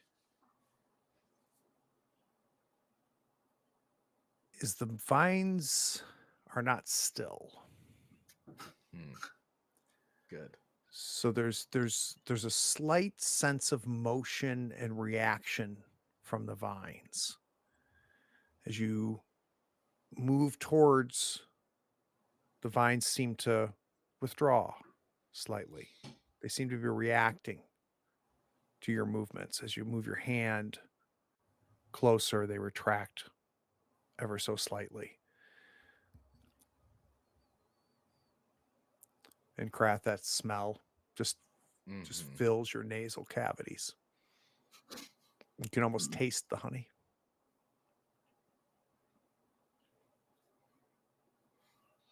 Looking at Elka briefly. Thinking real hard about what to do. Clearly kind of weighing danger and opportunity. We need a seed. This looks like it could be the seed. Here's what I'd like to do. I'd like to take a pinch or a substantial amount of Brickla's ash and sprinkle it over the seed or the fruit. So you pull out this pouch that you filled with Brickla's ashes. And almost ceremoniously, we see Alka just kind of sprinkle the ash and starting maybe at the edge of the nest, covering this fruit, right? And we see the ash just float down and land on the fruit and land on the vines and melt into the vines and into the fruit the same way. So like it's almost as if her ash was made of snow and it just melts.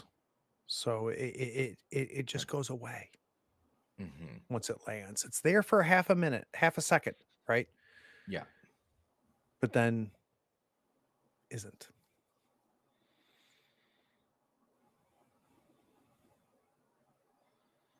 My inclination is to take that as a sign that these things are real and right and would have been either shown to be false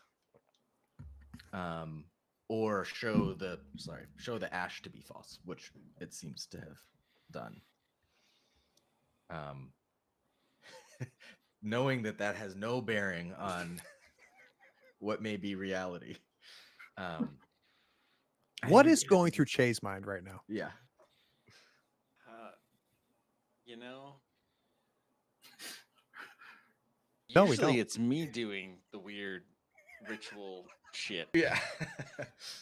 So, you know, I'm heartened to see Alka doing something that's sort of bizarre and unusual, playing around with, you know, weird ash things. And that's what it is. Elka finds one dead lady and suddenly he's Yeah, on religion, suddenly, right?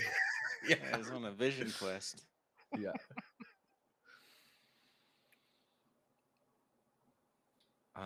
So yeah, I think he just goes to take it as though it's the seed. So you reach down, and you can stay outside of the nest to do this, right? That's how small this is. Mm-hmm. You reach down and slowly bring your hands together like you're about to pick up a ball or pick up a pumpkin, maybe, Mm-hmm. right? And you're gentle with it because you don't want to crush this. Right. And you, in that fuzz you feel on your hands at first, and then you feel the fruit.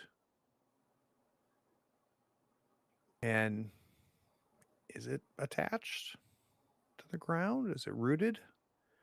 And you kind of lift up, and as you lift up, it is not rooted.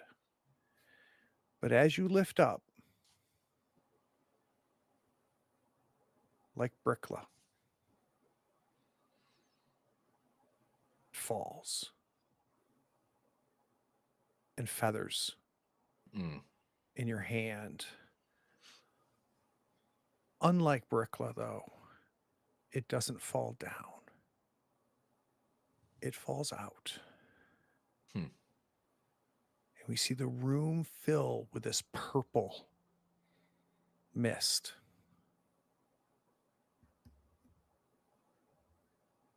As if it's shot from the center of what you had in your hands. Mm-hmm. I need some mind tests. Mm. I need difficulty 2 mind tests. Who wants to start? Oh, I'll kick it off. This should be a hoot. Okay. So we see this purple mist go into Krath's nose as he just as he sees this happen as Alka grabs this fruit. Yeah, So it's gonna be difficulty 2. What's your mind? 0. Okay, beautiful. So difficulty 2 with a mind of 0. Do any tags apply here? Man, I don't know. Aside from sort of the wild card augmented senses, That but applies. I'm picturing Krath, like, as the fruit just started to disappear, Krath would have jerked up and back and probably hit his head on the ceiling from, we didn't see Brickla before. This is a totally new, like, that just dissolved at your touch. Mm-hmm. Yeah, so Yeah, so I'm imagining 2 positive die, 1 by default, 1 plus the enhanced senses. Mhm. 1 negative die, difficulty 2 with a 0 plus 0 attribute. Maybe he needs a new pair of shoes. That works out. So Not bad. 5 minus the 3 gives you an effective 1, a success. I'm not going to tell you what that means until we have 2 more rolls. Who's next? Yeah, I'll go. So my mind is 2. I also have augmented senses that I'm applying to this. And you said difficulty is 1? Difficulty 2. Difficulty is 2. And do you have any other tags that apply? I don't think so. Okay. Not in this situation. So 1 negative, 2 positive, 2 attribute, difficulty 2. Let's see where the dice land. Very nice. Another success with an effect 3. Last but not least, the person holding the fruit is Alka. Alka, I'm going to give you an extra negative die. So that's going to be 2 negative die for you holding the fruit. You've got 1 positive die by default, 1 positive die from enhanced senses. An attribute Also, of 2. Yeah, attribute 2. You also have a positive die from her ashes. Yeah. Okay. And I don't know the I don't know if this boon applies. Mind test for what something appears to be. That's what I'm. That's what I'm giving the extra die for. Got it. From her ashes. Yep. Great. So where before you roll, where are we looking? We're at attribute 2, 3 positive dice, 2 negative, and 2 difficulty. We're going to take the highest positive die, subtract the highest negative die, add your attributes, subtract the difficulty. You are like, what? It's a rolling machine. and and a There's boom. 5 other sides to this die, right? Understand? Yeah. Oh my Yep. goodness, you are on fire tonight. Do you have a bodega near the house that you can go buy some lotto? Yeah. By instinct or Mhm. by sheer luck, the bitterness of this cloud causes each of you maybe to sneeze, to just exhale immediately and pull back. Krath and Che, you stagger back. Elka surprisingly comes back with some confidence. I gotta go to the boon suggestions. Yeah. So what are our options here? So I would love some insight about the circumstances. is that one of them? That's a great one. Yeah, just like what it would mean to be on the right track for the seed versus what it would mean to be in the wrong track. So for those of you watching who haven't figured it out yet, I'm completely in love with this game and this system. And Diogo on page 2 gives a list of boons and setbacks, right? Which is suggestions, not limits. Which, you know, in any type of tag system, you love that flexibility.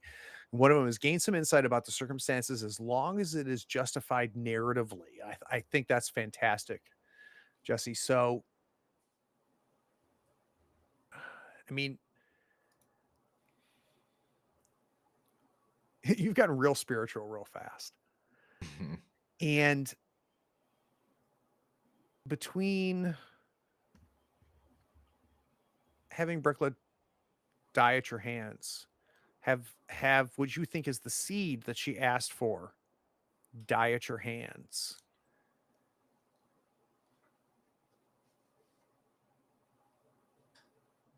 Your boon is this was the right thing in the wrong place. Okay.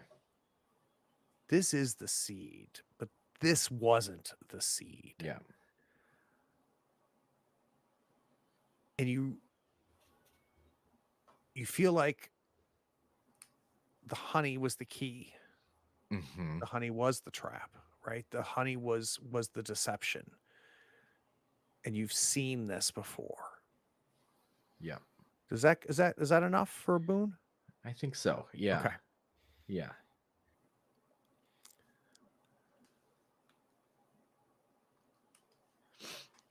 Yeah, I wanna find a way to relay that. That it would be interesting to see how Elka does, Yeah. because that's a feeling, right? Yeah, right. I think it's a lot of stumbling over words and just sort of knowing that this is true, or trusting that this is true, and trying to find a justification for it that just isn't there. Mm-hmm. And almost I can imagine it sounding like despair or something, like saying, no, this was the seed, this was the seed. It's just the wrong, it's just not here. So kind of incoherent, but a lot of confidence that something about this was right. Are you asking us to trust your instincts? Yes. I think this is wise. Krath, I want a brief flashback. What has happened since your exodus from the West that gives you faith in Elka right now? I guess it's two things. There's faith in Elka and faith in trusting your instincts.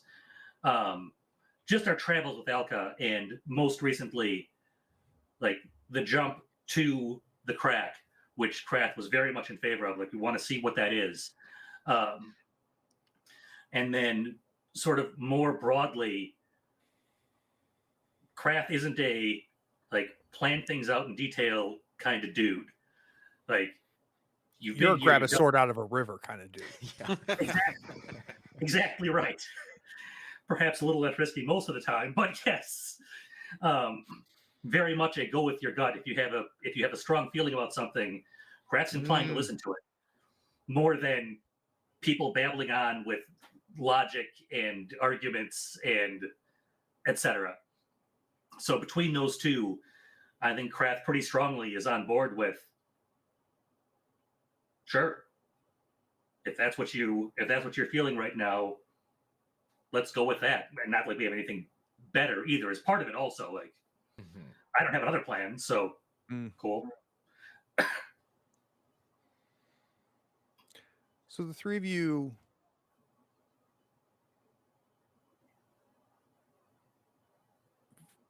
reinforces the unreal of everything, reinforcing what you encountered at the last cavern. And as the purple spores dissipate and have no effect on you, and you turn back south, knowing ahead of you is the option to go east the way you came or south where you originally planned to go. I think it's south.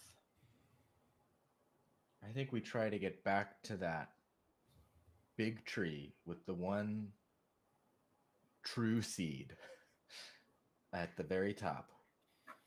That is Half of the equation. harmed by something. Yeah, harmed by this ooze without going through the snow room to get there. So hoping that this path south curves back west and to that tree eventually, if we can find our way there.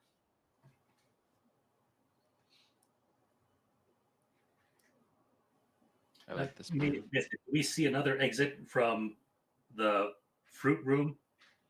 Okay.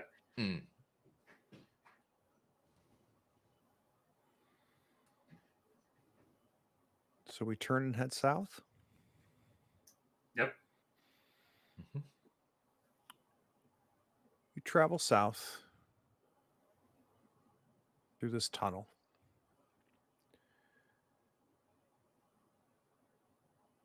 It winds. I need someone to light a fresh torch. Who's that going to be? I'll light a torch. I mean, up next. Okay. We see Che's torch die and Krath light a new one.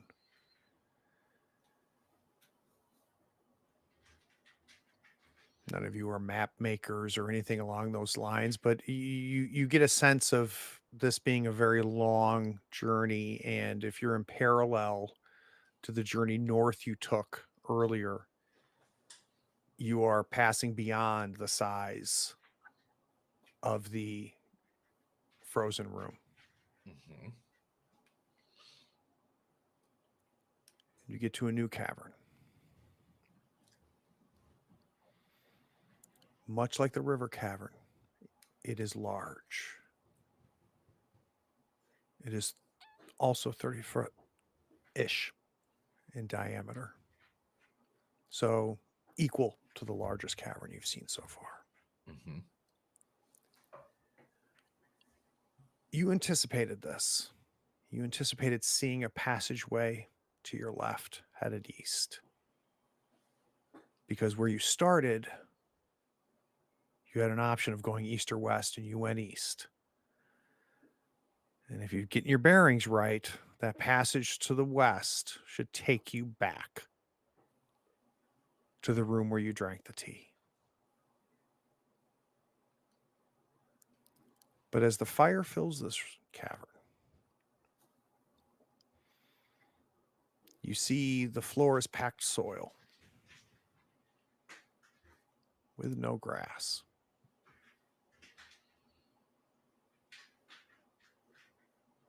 The center of the room There's a 10-foot in diameter circle of red painted stones laid out.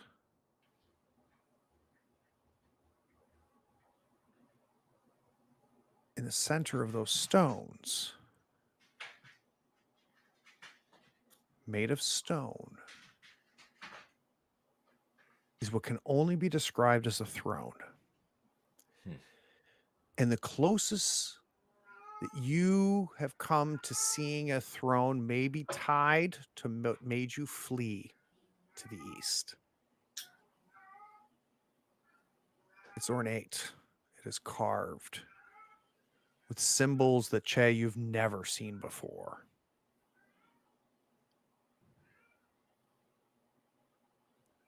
The soil is significant. The stones are significant. The validation of you know where you are with that western passage is significant. It's what's sitting in the throne that really draws your attention. Because of how large this thing is. Sitting in this throne is a humanoid. Covered in a black fur.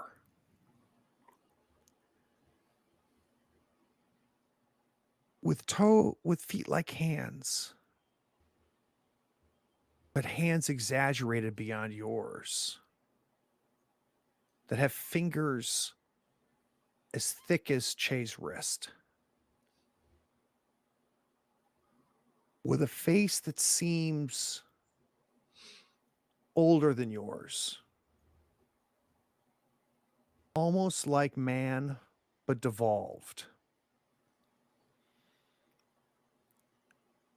You still have canines like we do, but these are sharp and long like a predator's. Its forehead is slanted back. Its skin is a tar-like, thick with wrinkles. And its nostrils are like a snake's. And its mouth protrudes.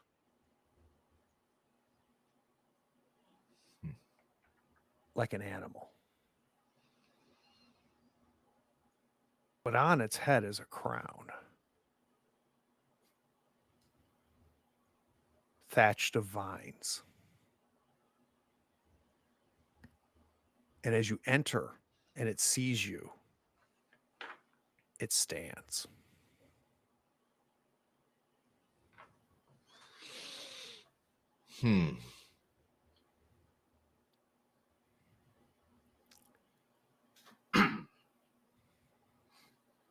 And when it stands, you realize Krath may be one of the tallest men you have ever seen. He may not reach the armpit of this thing.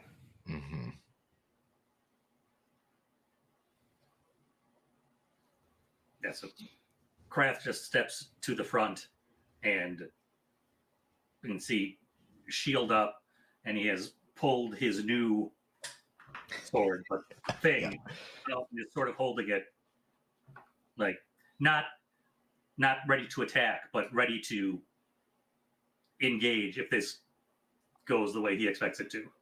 Yeah, I was gonna say I'm getting behind the guy with the big sword, with the iron, the magical weapon, and ready my spear. He notices you, Krath. He notices your indignation, your desire to present no fear, the desire to appear casual. And he lets out a brief, kind of tilting his head, gives a snort. Kneel.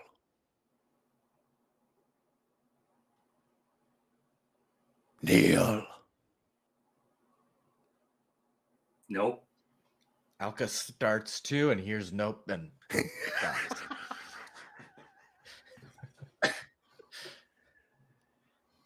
We seek a seed and soil, and not war. Just this guttural laugh. You demand?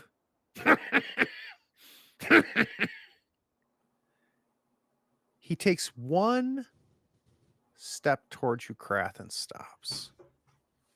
And is kind of just taking his hands and just kind of stretching his fingers.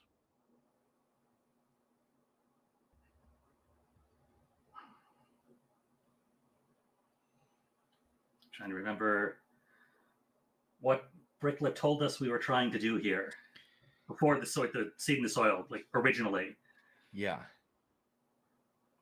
What are we here for? What are we supposed to do? She told you would find out, right? So if you go Yeah. back, this was a journey. This was a discovery, and I think the impression you got was the test is what you come back with. Yeah. We would find out who we are. Right. Yeah.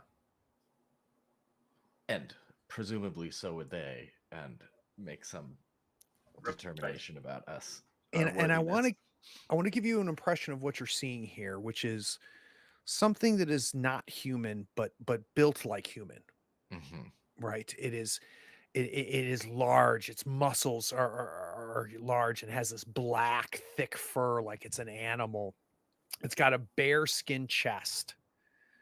And it's got feet like hands, but hands that are bigger than hands. And it's got this slanted forehead. And it vocalizes. It has a tongue and has teeth. It's a mockery of you. With a crown. With a thatched crown and crown made of vines. Yeah.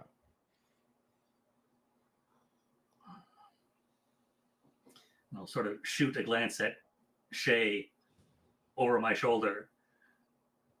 Like, diplomacy, not my strong suit.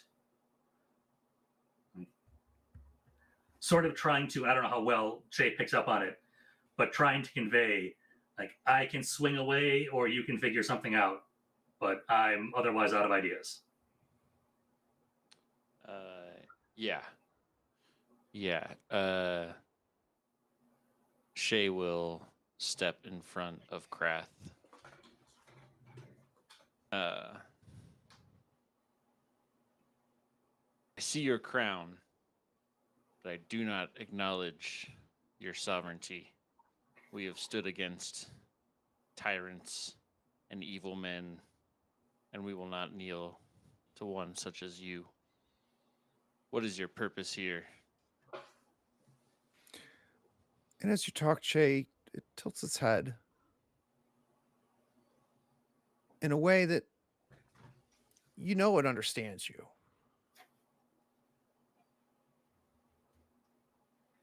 But in a way that it's trying to do more than just hear you.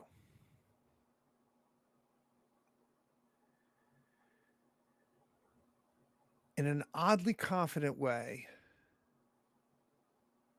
it reaches behind him to the arm of the throne where there's a bowl.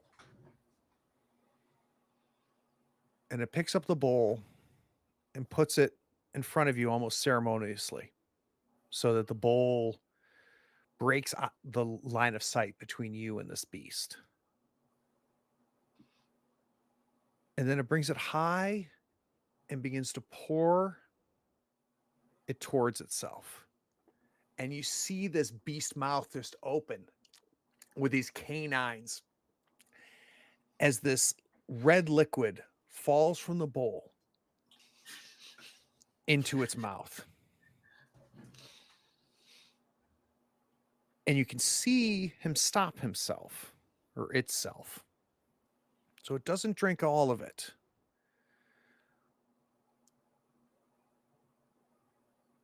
But what it pours has a scent. It's a scent of blood and roses. It sets it down. It has not broken. As soon as the bowl comes back to allow eye contact, it maintains eye contact with you, Che. It sets it down and it goes and just beats its chest and starts heading towards you. Who has the highest body? I'm at 2. 2. Okay. I think Krath and Elka, you get to go before this thing reaches you. I was gonna say if I could, I'd invoke my predator tag as recognizing that this is nothing is happening here aside from violence. Yeah, and you'll be able to use that tag elsewhere. That doesn't, but yeah, that makes it even more obvious that you're going to have Let's see. initiative here. Here, I was thinking Shay was going to reach out to grab the bowl and like this was a communal thing. Yeah. Shay made her You're like that. drinking, I'll drink. Alka was ready for that too, but that's not how it turned out. This is all happening exactly the way Krath thought it was going to happen. Yeah. Just Krath, I've seen this movie. exactly. Been in this So- position before. As it begins to approach, Krath will. It's not approaching Krath. It's charging.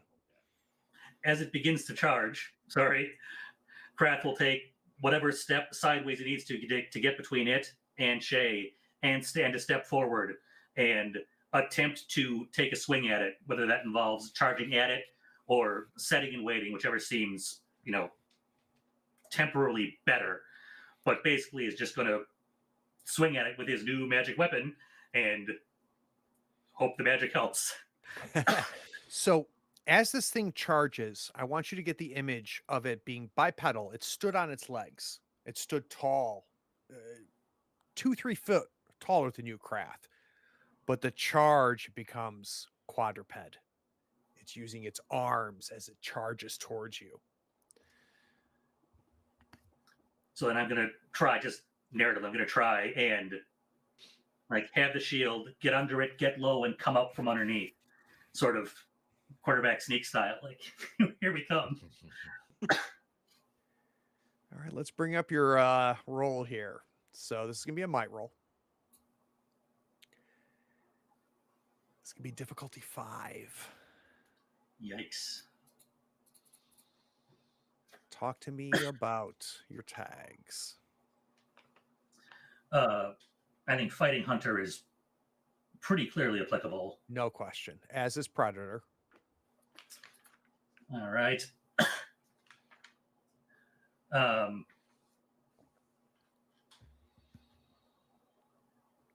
Yeah, no, that doesn't Those work. of you watching at home, Roger is reading the magic rules. How'd you know? Yeah. So we have 3 positive die, Yep. 1 negative, might of 2, difficulty 5. I'm trying to game the system, but yeah, I think that's all that can really make sense here, honestly. Yeah, and everything's happening too fast for enhanced senses, so I'm not going to give you enhanced senses on this. No, it wouldn't make any sense. Yeah, it doesn't. So it sounds like to me like 3 positive, 1 negative, difficulty 5, attribute 2. And you can make an effort if you want to make an effort. Let's talk about that, Jesse. How does that that's work? right. Yeah. How does that work? Spend You vitality. sacrifice vitality to gain plus dice on one for one. You just take damage to get To exert yourself, right? So what is your Yeah, vitality yeah. situation right now, Krath? After that short rest, I'm at 12. I'm full. and I think it would be clear to everyone I'm at about half. I'm 7 of 12. Okay. Yeah. Yeah. Sorry. Now I'm being a gamer, trying Yeah. to quickly figure it. That's okay, right?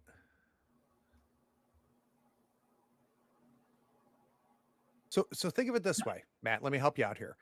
Yeah. Krath is being charged. Krath has put himself between Che and ultimately Alka as well. He's now said, Oh, "I am I'm the staying protector." behind. Yeah. Yeah, Right, yeah, and he has put himself forward. I've talked about the throne, the echoes of what you've run from. If I think there's an argument that Krath would exert himself now. Yeah. No, I But it's agree. but real quick though, Matt, but it's okay to be a gamer here too. Because this is a game, Yeah. right? So if you want to save that vitality, that I understand. No, it'll make the difference between me pumping more than one and one into it. Because I'm pretty sure if I map this out right, I got a 50% chance of failure regardless. Because if I roll more than 3 on a negative die, I can't succeed. Right. So I'll pump 1 die into it just to increase my odds of a 6. And it feels appropriate that I'm really exerting myself. But I will not wager more than that because I can't Mm-hmm. do a coin toss. And here we go. Let's see. Whoa. That was a lot. Yep. nice. So after all is said and done, your effect is 0, which is a success. But you rolled a 6 on the positive die. So you get a boon. So a couple things. You're going to do 3 damage because that's the weapon damage, right? Yep. And just for those watching at home, had he had an effect 1, which means he beat the difficulty by 1, he added a positive 1 after we've canceled everything else out. One of the things he could do is say, I'm going to use that effect 1 to increase the damage to 4, right? But 3 damage is no joke.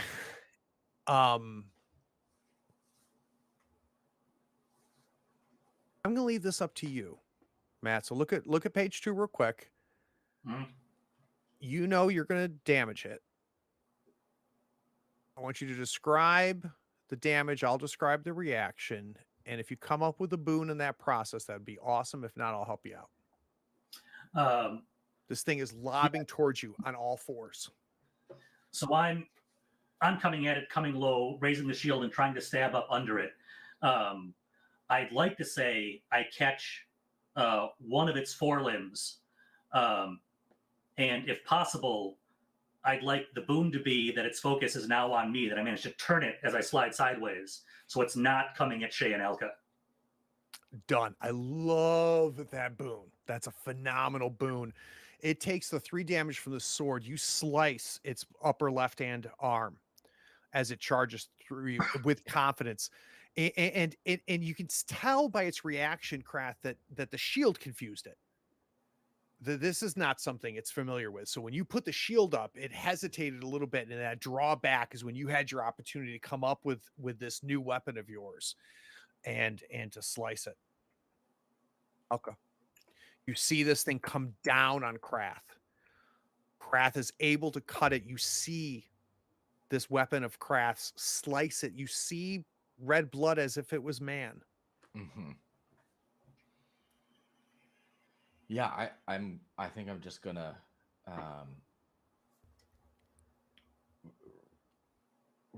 either, I guess it depends on where I am. I have you right behind Krath and right with Chad. Yeah. Okay. So then kind of trying to stay in a tactical position behind the shield with a spear. Great. Through this whole maneuver. And as that sword is coming up, have a spear coming up over this shield as well. Right. Like Sparta style, right? Just right Yeah. over the shield. Beautiful. Let's do it. So it's going to be a might roll. So what's your might? Body is 2. Or And bite. I keep saying might. It's body. I'm sorry. yeah. Yeah. Body is 2. Difficulty is 5. So you're at -3 by default. You have 1 positive, 1 negative die. Yeah.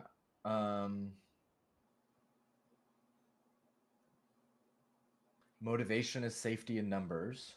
Oh, huge fan. Yeah, that's an extra positive right there. Especially with you get narrating behind the shield, right? Yeah. And then augmented senses, or is that one's not right? Okay. Then I think I am 2 positive, 1 negative. Yes, 2 positive, 1 negative, 2 attribute, and I'm gonna I'm gonna push one. I'm gonna. All right. That's going to take you down I'm to gonna 6 exert. vitality, but Yep. add a positive die. Yep. Okay. And we'll roll that. Why was that only 3?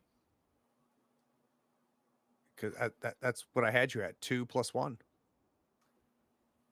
Yeah, and two body. All right, so let's take a quick The look 2 here. from Hold on. body should have been dice, right?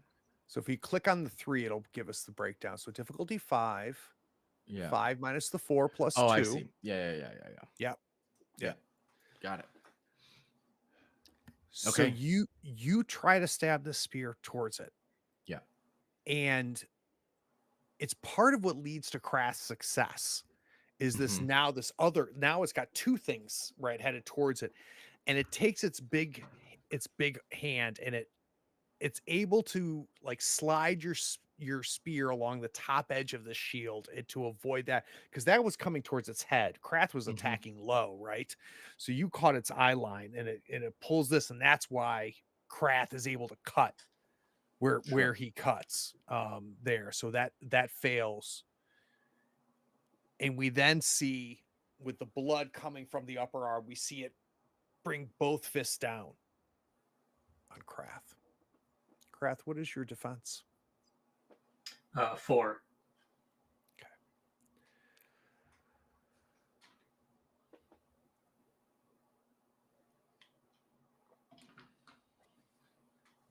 And I'm going to look up quick how blocking works with a shield. I know it's a thing you can do. Mhm.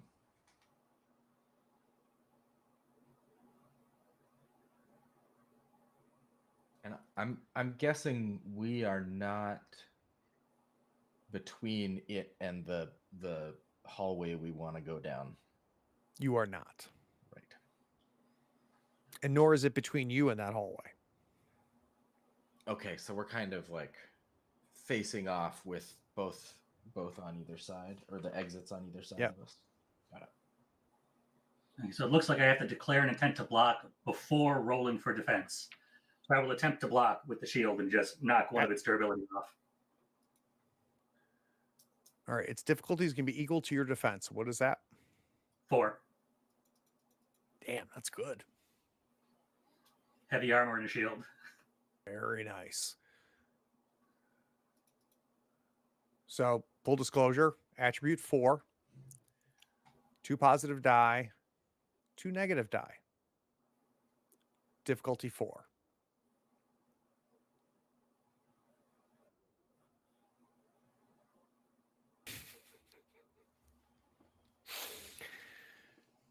It hits you, Krath, with effect 0.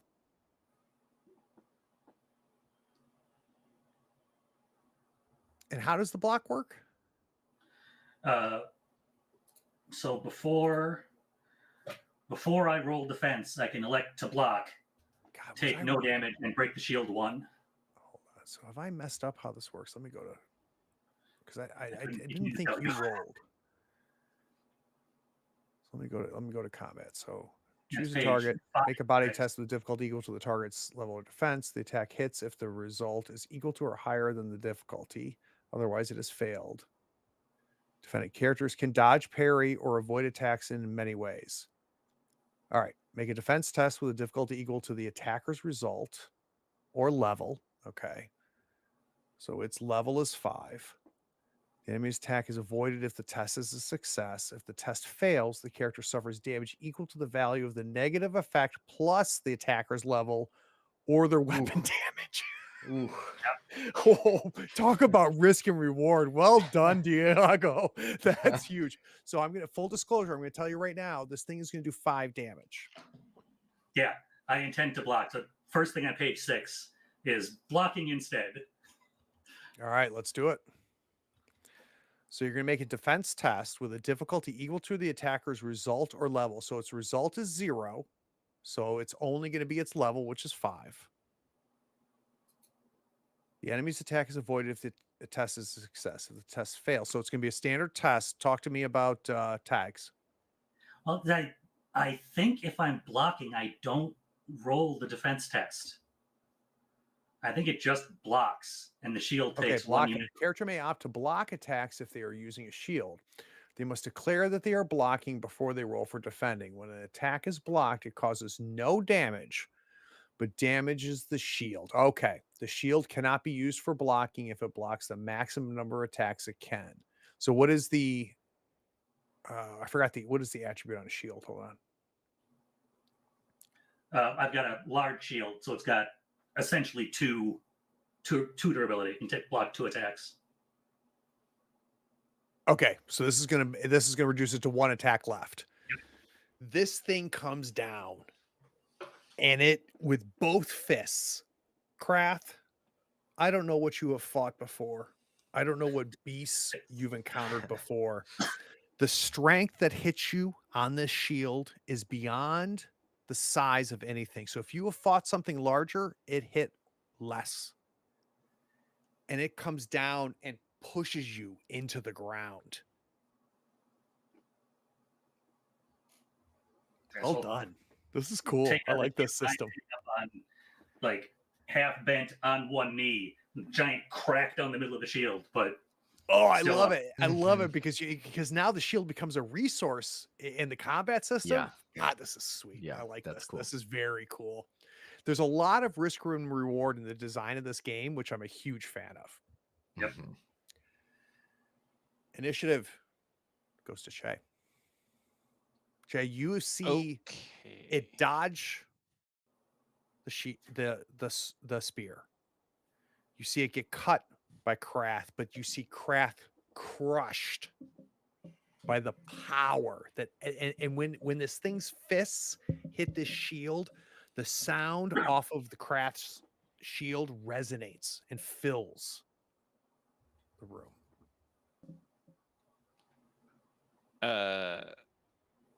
Shay, I'm going to drop down to my knees and reach into my pouch full of yellow resin. And I begin to draw in the dirt with the yellow resin behind my allies. So this is going to be a spell casting, of course. I'm using my message spell. Ooh. And what I am going to attempt to do is basically convey the message that we 3 are stronger than he won. Because we've already taken the hardest hit that he can throw at us, and we've already damaged him. So he should just give up. And so essentially what I am drawing is the 3 tent symbol that I drew earlier, because we are 3 tents, we're a tribe. And the 3 tents together are stronger than his 1 throne. So that's Holy what shit, I got. That's really cool. Yeah.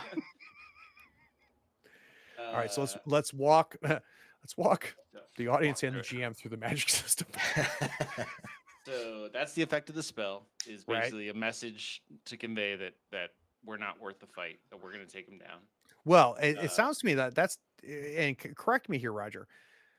It sounds like you are sending a message of fear, right? Not that we are not worth a fight, but if you wish to live beyond today, Yeah. Absolutely. we have taken your heart, we have cut you and taken your hardest hit, and there is only blood on And one we're side still of this standing. battle. Yeah. Yeah. So you've declared the effect. Yep. Then you determine the effect is a cantrip, invocation, ritual, or miracle. Cantrip, right? I was leaning toward maybe invocation, because I would think making this thing afraid is Okay. probably a little That's bit fair. tougher than just a simple cantrip.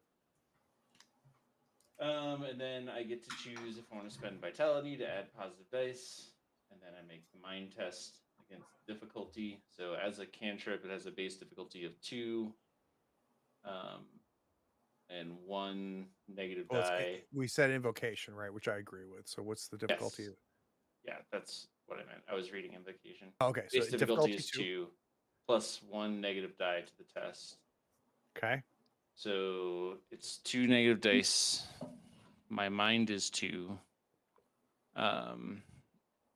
For tags on this, I'm definitely using my motivation of find my tribe.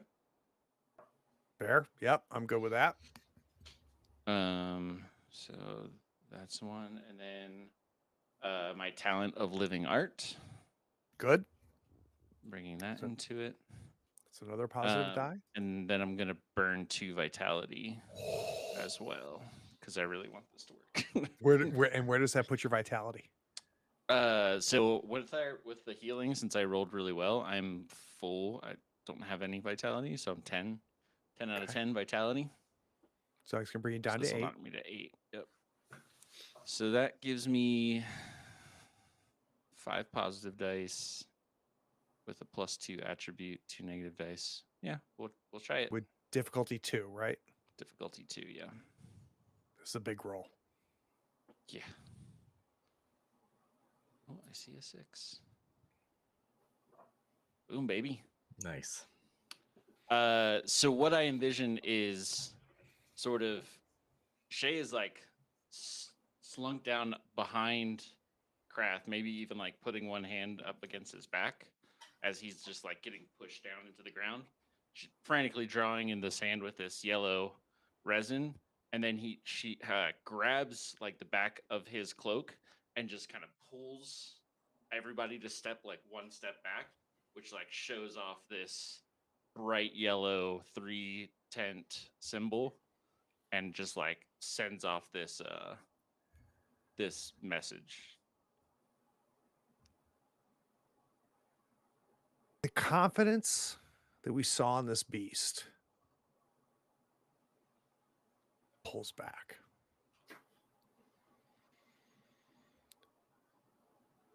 This is something it's never seen before. This is beyond the natural world. It draws back, it staggers back, it pulls back to the throne, and it absentmindedly is reaching for its bowl. It has no initiative this turn. It is startled. It is drawn back. All 3 of you get to act before it does. Either Krath or Elka. That was really, really cool, Roger. Yeah. That was awesome. And I have a boon. Oh, This what do is we that- get? What's our boon going to be? Um. I have an idea, but I want to hear yours first. Ooh. If you have an idea, I like your ideas. They're usually good. Thank you. Throw a shitty idea, and I'll tell you mine. Explodes into a fireball. I think that as he's staggering backwards, he knocks over his bowl of Kool-Aid into the dirt. Done. That's better than And mine. it's Yeah. like that's like he was going to get like refueled Yes. basically, but he's Yes. so staggered by it, he just kind of clatters into it and it drops. And you identify that's part of its source of power. And it's so taken aback, so pulled back that it reaches back almost absentmindedly. And you see this viscous red rose blood smelling liquid just the bowl flips over butter side down and just splashes into the ground, and you just see the liquid just spread out and then just seep into the ground. And even though you've never seen a face like this before, the little tiny eyes that this thing has opens wide, and you can see the fear in its eyes, which it's not had. The level of confidence that's come from this beast up until this moment has been overwhelming. Krath or Elka. That's a great boon, Roger. Mine's real simple. I'm just going to charge after it again and just keep swinging. My best defense is see if we can kill it. So difficulty 5. I think like the 3 of us stalk toward it.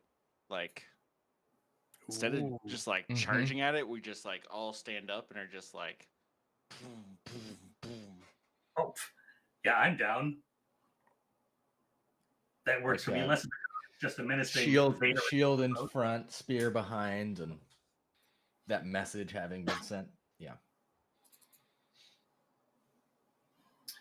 I'll assume I can still use Fighting Hunter and Predator. You can.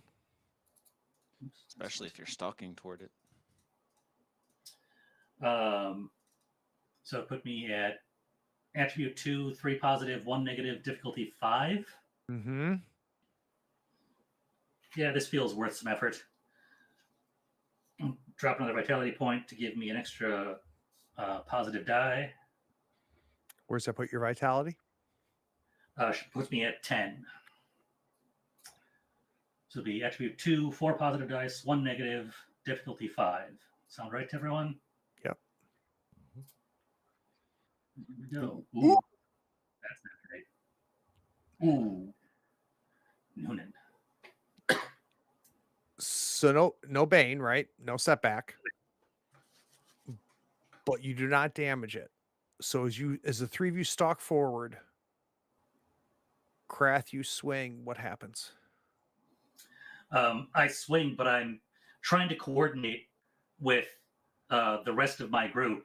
And now that I have a little bit of time to think about it and plan a little bit, I realize I don't know how to use this thing. Like before the instinctive down and lunge, it all just kind of came to me. But now there's a plan. We're doing this thing, and I'm just kind of, and it just doesn't. It probably tags him, but it doesn't. There's no power behind it. It doesn't do anything. And I'm almost imagining, Krath, that it shouldn't, but the balance throws you off, right? You're used to having an uneven weapon, A right? forward balance. Yeah. Oh, that's really good. And it doesn't dodge you. You miss. But, and this is all narrative, that clicks. This is how it feels when I swing with full power, not when I'm on my heels pulling back and stabbing up. When I take a full swing, I underestimated how just balanced this is, Alka. I'm gonna stab from behind the shield again. Staying with Krath, yep. Yep. But I'm gonna go for kind of the top of his head. Mm-hmm. And hoping to do damage. Mm-hmm. But also maybe knock the crown off. Okay, so we'll make that a boon, right? Yeah. So if you get a boon, it'll knock the crown off. And I've got the attribute of 2. Okay, difficulty 5. Yeah. The safety in numbers, bringing my positive dice to 2. Mm-hmm. Difficulty 5, and I'm gonna push down to 5. This feels important. And roll that.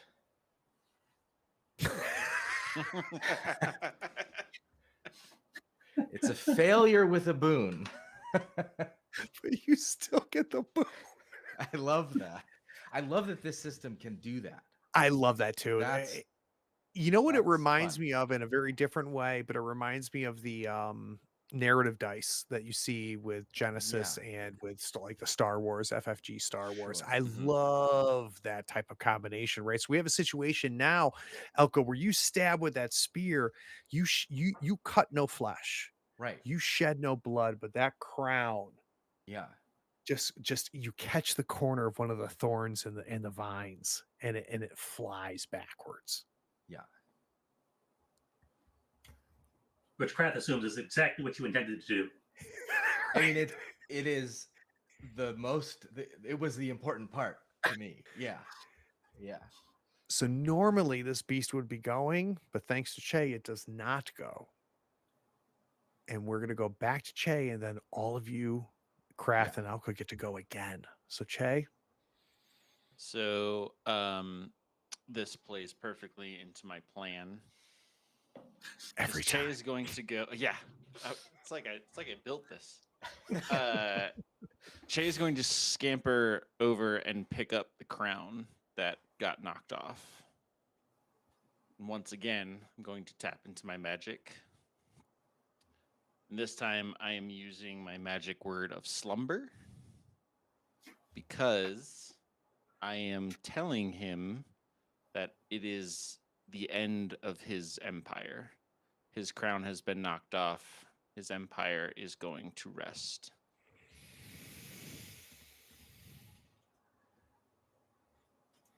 Yeah. Yep, I'm good. I'm good. So feels like an invocation. So yeah, it's definitely invocation. I want to hear the effect though. The effect is So tell me the feeling, right? yeah, essentially. So I put the fear in him, right? Yep. That he shouldn't mess with us, and now it is communicating that he's done. Like it's over for him. He might as well just walk away because this kingdom of his is no more. This room now belongs to us. I have an in character question about these spells. Mm-hmm. Do we understand the message that you're sending? Or is it just sort of magically in its brain? Because I think that would change my next, if we're sort of saying you're done, you're not in charge anymore, I don't want to then put it in a corner and keep fighting it and have it need to fight for its life now, not fight for its kingdom. How much does Krath and Elka understand what Che does? I think not a lot. And on the one hand, doesn't like get stuff, but he's been working with Shay for a long time too. Yeah. So I'm a little bit torn. Like, I don't know how any of it works. Yeah, obviously. I'm going to throw this out. Magic to me. let's make that a Che boon. Sure. Right. So if she rolls a boon on this, you suddenly realize what she's been trying to do. Yeah. Right. She's not been attacking this thing. What she's been doing is eroding this thing. Yeah. And which will do no question impact what the two of you do. Are you okay with that, Roger? Yeah, I think that's perfect. All right, so let's make that a potential boon. That doesn't mean you have to take it, right? Yep. So 2 for mind. For positive dice. Again, I'm tapping into my living artwork on this. And I feel like that might be it. Yeah, and what's cool about this magic system, because I've been looking at the tags on this Ape King, because the Ape King has tags too, right? What's neat about the magic system is suddenly its defense, its level means nothing. Mm-hmm. Right, which is interesting, but the tags potentially could be, and which it doesn't, but in this particular case. But I think it's kind of cool that the magic system is kind of outside of this, which gives power to a character like Rogers. Yeah. Mm-hmm. I will put 2 effort into this again. Where does that put your vitality? Takes me to 6 out of 10. Okay. Which is not great, because Nope. probably 1 hit from this thing is gonna Not good. make me Not good. rethink that. So that puts me at 4 positive dice, 2 negative dice with a difficulty of 2 and an attribute of 2. Let's see what we get. That's a boon. With an effect. And an effect of 1. Nice. So yeah, I'm definitely I think that it is clear because Shay draws a sunset on the crown and kind of holds it up and is like, creature, your empire, the sun has set on your empire, just as all who have defied this tribe. I told you we do not recognize your sovereignty. Your kingdom is broken. Flee from this place. And Che, you guys watch this thing mount the throne. It climbs the throne to the top of the back of the throne, holding it with its toes, holding it with both arms. It's perched on top. And it leaps towards you. And you then suddenly realize it's leaping over you. And heads north. Jay, I need you to add something to your inventory, please. Add the King's Crown. Gives you +1 defense. It can block up to 5 attacks. Whoa, Whoa. nice.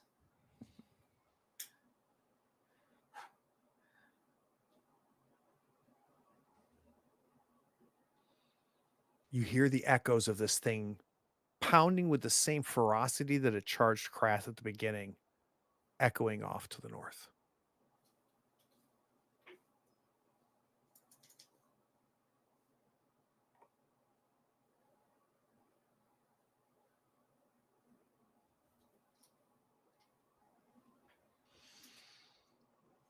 I think the reality of what we just went through is starting to set in. All the damage I took, I did to myself by pushing just really hard. And I feel like I'm getting a, the tiredness is just hitting, the pain is just hitting. After the safety feels real.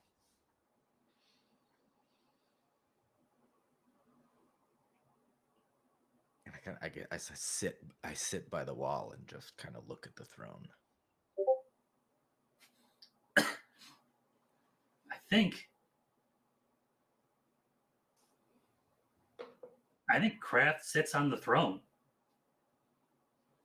Because that was his plan once he picked up what Shay was doing. Like, I'm just going to walk past it or under it or whatever and just sit on the throne. Like, this is mine now. Which was a little worried. Somebody was standing on the back of it. Like, well. But yeah, I think that's exactly what I do. Is walk up and sit on the throne. Not in any kind of particularly regal or imperial way. Sure. Just in a, this isn't his. Turning it from a throne into a chair. Exactly. That's exactly it. Yeah. Yes. It's just a chair in a cave. Yeah. Two things. There's one thing you feel and one thing you notice.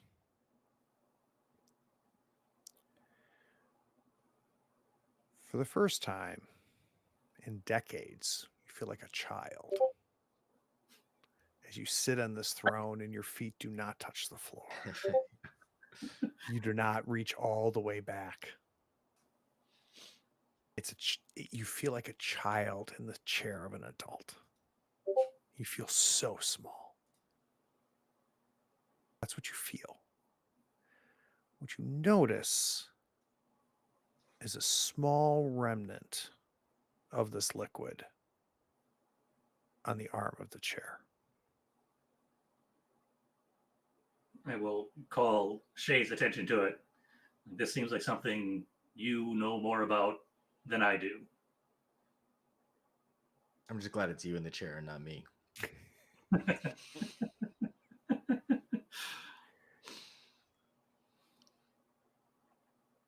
It smells of blood and roses and means nothing to me. Yeah.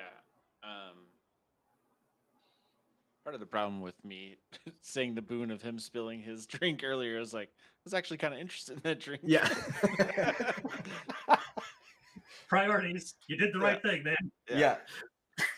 I think I will grab up the bowl and maybe try to, scoop what's left of what was on the throne's arm into it. And it's not more than just a few drops, but yeah, it's a few drops, and and if it's okay with you, Jay, I'm going to give you a small, like, carved wood vial that makes more sense than the bowl. And sure. as you see her, Krath, as you're like, whoa, This is like this is not my circus. This is her circus, right? You're like, and Chase, you come up and your finger, it's more viscous than I think you realized. Your finger just is able to push it along the arm into this wooden vial. But as you touch it, here's what you can tell. This gives power at a cost. And that's just what it tells you when you touch it. So I want you to put elixir of ape might in your inventory, but I'm not going to tell you what it does. Beyond that, it gives great power at a cost.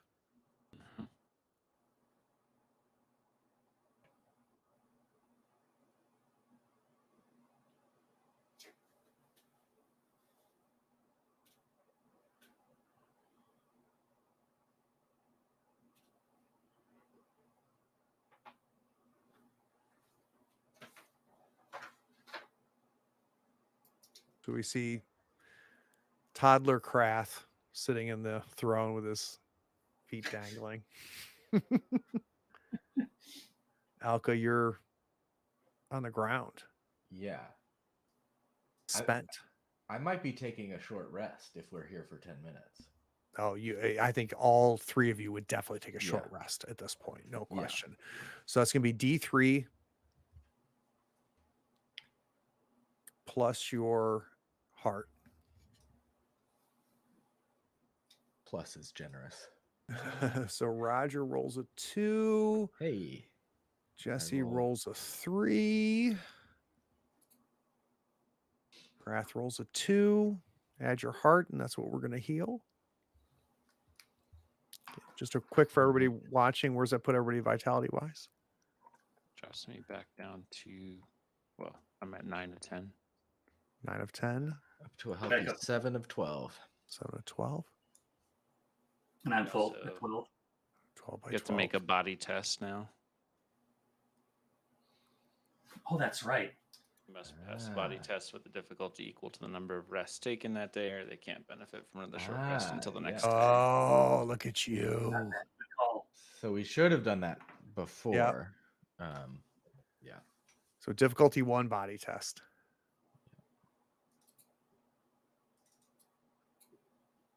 Oh, that's so cool. And I presume it doesn't really make much sense to use. I don't imagine tags are involved here, Yeah, quite yeah. honestly. No.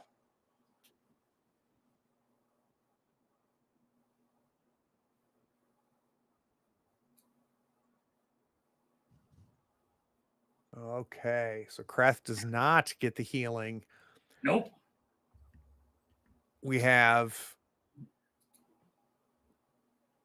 Che getting the healing, and the boon is going to be you can take 1 more short rest without testing. Okay. You good with that? Yep, that And works. then straight up, Especially since my body sucks. straight up Alka heals. So that's cool though. So the next one will be difficulty 3 if you do a short rest. That kind Yeah. of solves the D&D 5e baloney. Yeah. That's cool. That's cool. All Yeah, these I can't- little things just line up just right. So Yeah. and I like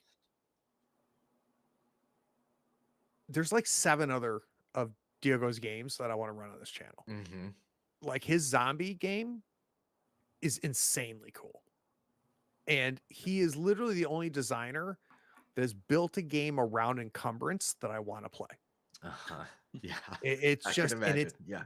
it's just these little things that he does that when you read it, you go, okay, Yeah. yeah, okay. And then while Fair you're enough. playing, Yeah. you're doing exactly what it just happened to me, right? Like, Yeah. oh, Right. that's really Right. there's a reason he's a BFD and OSR. Yeah. Yeah. Yeah. So after this short rest, as we sit in the red circle stones painted with this throne,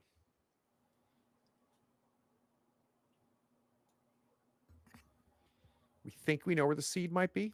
Yeah. We don't know where the soil might be. Or maybe we have some guesses. I don't know. Yeah. So this is packed earth. This is packed earth. It doesn't feel right. And this isn't metagaming, just so you know, Alka. You have a sense from these ashes Yeah, that they will let you know, right? And sure. so when you spread those ashes, you didn't quite know exactly what that meant, that feeling, but you realize the fact that nothing happened, and then Right, the right, fruit wasn't the seed, right. right? So it gives you a sense of It it, doesn't right? mean the So ashes don't do anything. It means my interpretation of it was wrong. right. Yeah. So it is safe to say that Alka has a good bit of confidence this is not the soil. Yeah. Well, I think first things Hoping first, we the soil get the is seed. under the snow. What's that? Here's hoping the soil isn't under the snow. Yeah. Yeah. Do we cut to the mother tree? Sure. I think that's step one, get the thing we know about. Yeah. And when you get back there, this ooze has receded back the way it was when you first saw her, when you first saw this tree, right? It was when you started getting close and you started interacting that it became apparent. You can still see it moving like veins in the bark of this dead tree. Mhm. You still see these dead fruit that look like shriveled pumpkins hanging from the branches. And about 20 feet above you, you can see the identical fruit that you found in the vine nest. And no smell of honey or No smell of sweet. honey. Yeah. I think I was about to say I'll scamper up the tree, and then I remembered the the slime on it.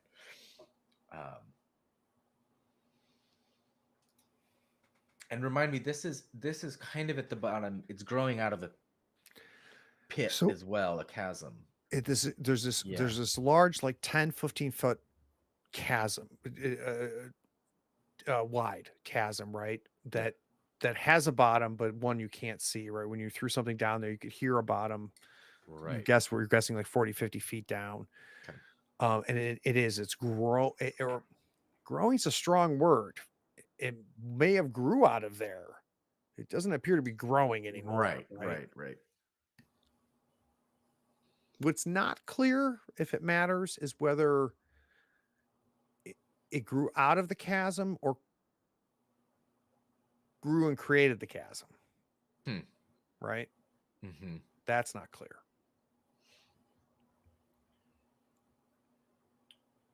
Well, either we go up to it, or we bring it down to us. Do we have the means to fell this tree? Oh, I Sort of certainly don't. side-eyeing Shay.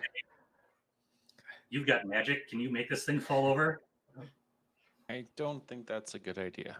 No. And we are at the level of its canopy. Is that right? You're at the level of the first few branches, Okay. but this thing rises way above you. Above the level of the trunk. Oh, but- yeah. No, but this thing rises a good 15, 20 feet Okay. above you. Mhm. So from where you are, this fruit is Yeah. 15, 20 feet above you. And there's several dead branches with dead fruit between you and it. Uh-huh. And our encounter with this liquid, we initially, I think, I forgot what it was at the end of the spear or something that we kind of tapped it with, and we saw it like acid. Yeah. Yep. What? Gesture everyone back. If there's a fruit in range, I'm going to poke at one of the dead fruits with my spear and see if anything happens. Assuming I can reach one, obviously. Yeah, you can. And it just, Yeah. No purple cloud or dripping ooze or no, What's the only thing is a little bit more activity, not more active, not more ooze near where you hit at the branch that was holding the dead fruit. So this ooze has acknowledged that this was touched. Got it. So it's reacted, but it has not increased. Does Sure. that make sense? What's the overhang of this cavern, like the ceiling of it? This tree is bending to the ceiling, Okay. right? So this is the branch that holds this last ripe fruit is curved and touching. So it's about 2 foot. It's hanging about 2 foot below the ceiling of this. And had the ceiling not been there, you feel like it would have continued, Mm-hmm. right? So you can see like a bow, and then it's hanging heavy from the fruit. And is the ceiling at all climbable? It gets real Yeah. horizontal real fast. That might be a couple of difficulty 6 checks. Yeah, Or something yeah. like that. Okay. Yeah, you would that Yeah. would that's Tom Holland stuff there. Mm-hmm.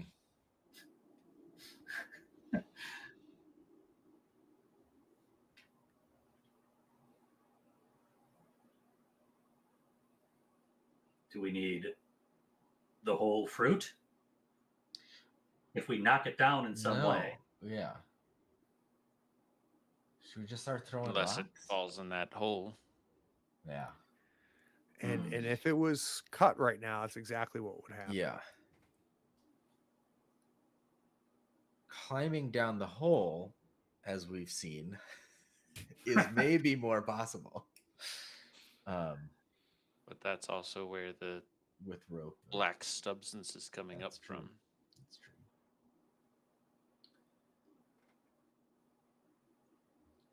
So a thought that goes through my head now is that this is first of all, we're probably just outside. And that this is all the tea. This is all the tea. This is all a vision quest. This is all sort of not farce, but test story. And that the thing we're finding out is who we are in this impossible moment, and whether we allow or we accept the black slime into ourselves to do what needs to be done.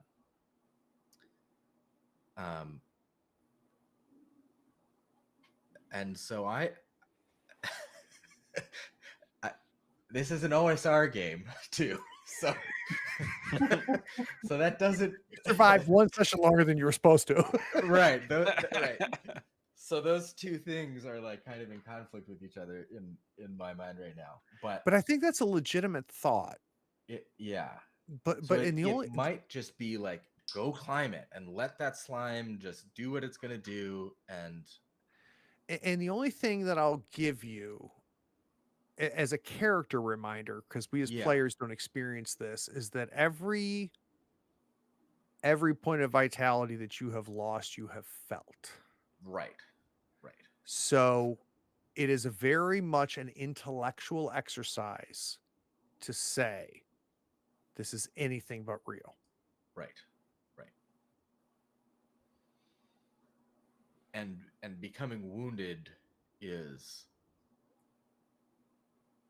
it feels less likely that the tea would make us sort of feel false wounded. But yeah, at the same time we saw rivers coming out of rocks, right? Right. So. Right.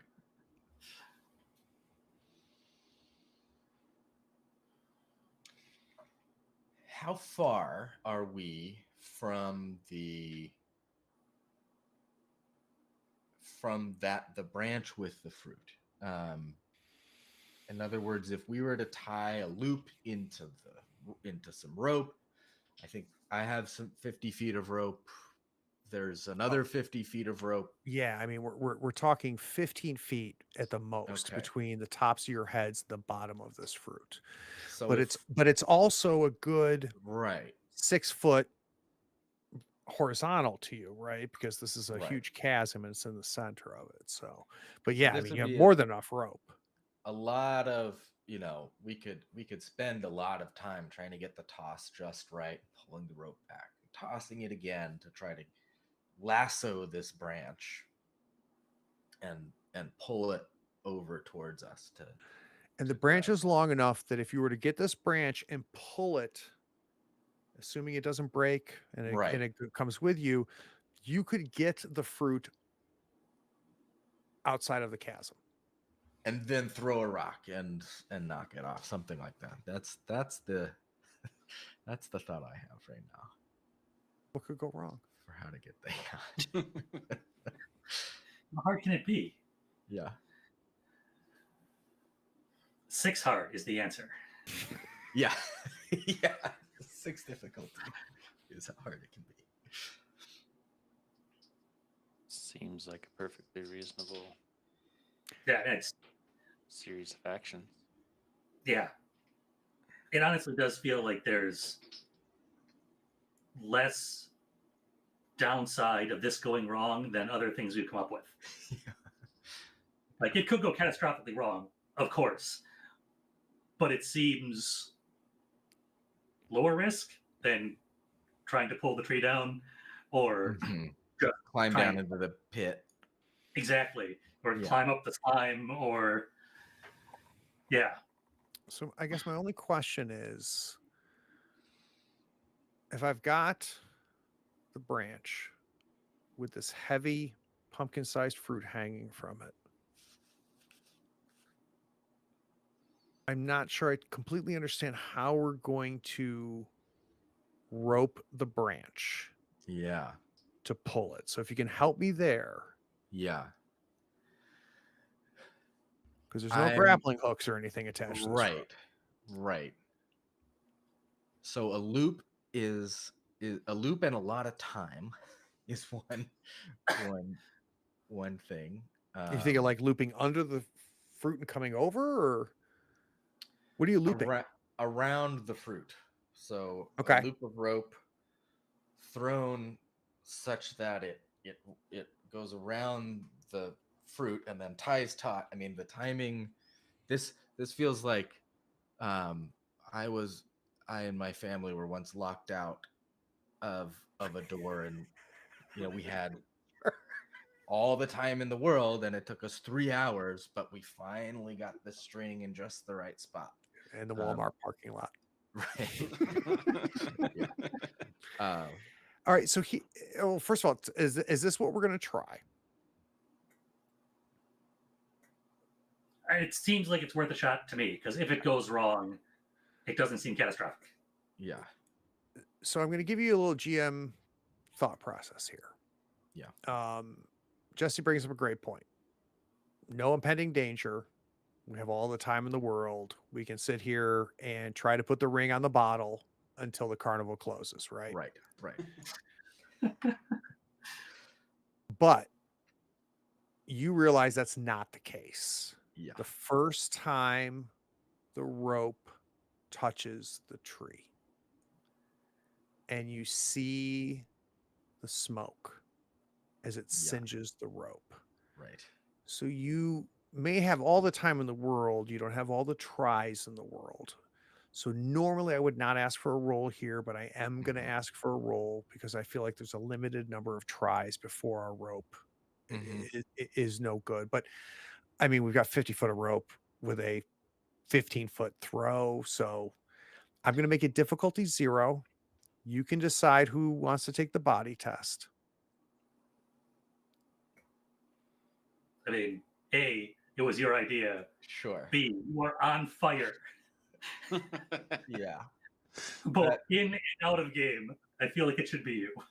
Okay. I'll do the body test. So that's 2. Difficulty 0. Difficulty 0. I don't think any traits apply. I I can't agree. think of a trait that would apply. So we'll just roll it.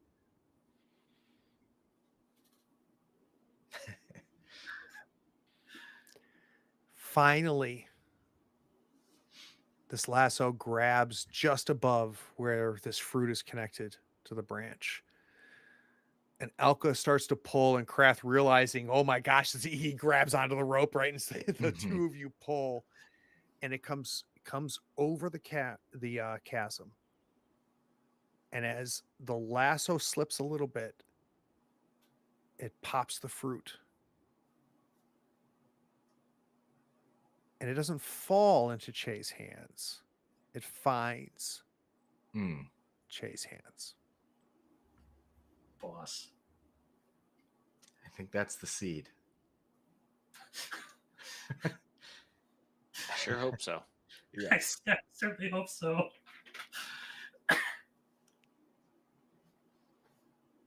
Now we just need some dirt. Yes. I mean, the only place left is across that chasm. I believe. We don't have any other. Now there's the other side of the pillar room. I think that's what he's Yes. saying. Yeah, the cat. Yeah, the. Oh, that chasm. Sorry, I Yeah. meant the chasm in this room. My bad. So, I propose the long way around. That isn't through the snow. I Yeah. So back to the- follow the ape. yeah. Right. Sure. Well, when Yeah. you say it like that, Yeah. With care and caution. Mhm. Without ape, we find them back where we found the woman. Back at the pillars. Back at the last place that is possible as far as you can piece together. This is the only thing that left that you have not explored.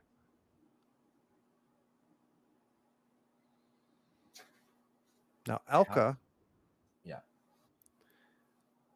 you have no difficulty because of the boon Mm-hmm. when you weren't carrying a fruit. Right. So whoever's carrying the fruit has +1 difficulty if they're going to make this jump. Mhm. And there's going to be 2 jumps needed to get to the other side.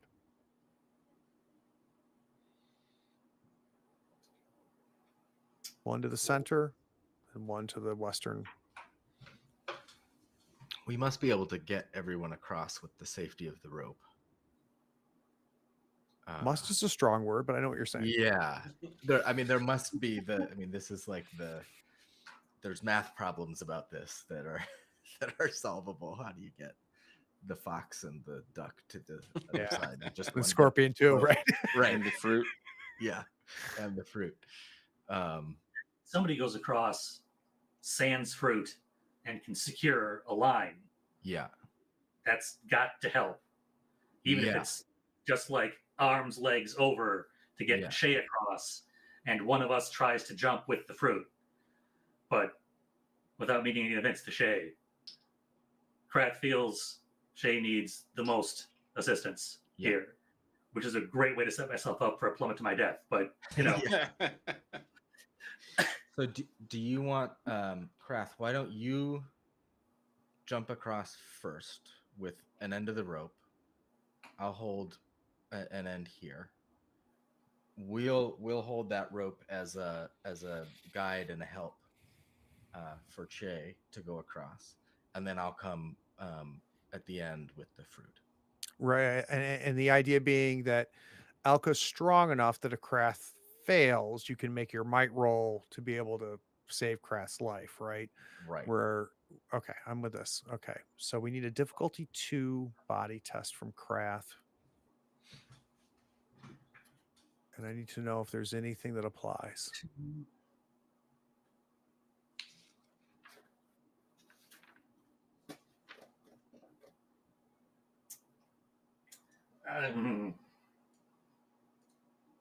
can make a. No, that's part of the body. That's cheap. You can exert yourself. Yeah, I think I'm going to, because I'm looking at these and I could try and rules layer something up, but it feels cheap, so I'd rather not. Yeah. Part of OSR is good faith, right? Yeah, and I just can't yeah. So for this, I will. Yeah, sure. I will exert. Oh. 2 additional dice, bringing me down to 8 vitality. To give me 3 positive, 1 negative, difficulty 2. Oh, that's a lot of positive. No, that's too many. Yeah, 3 positive, 1 negative, difficulty 2, attribute 2, and crossed fingers.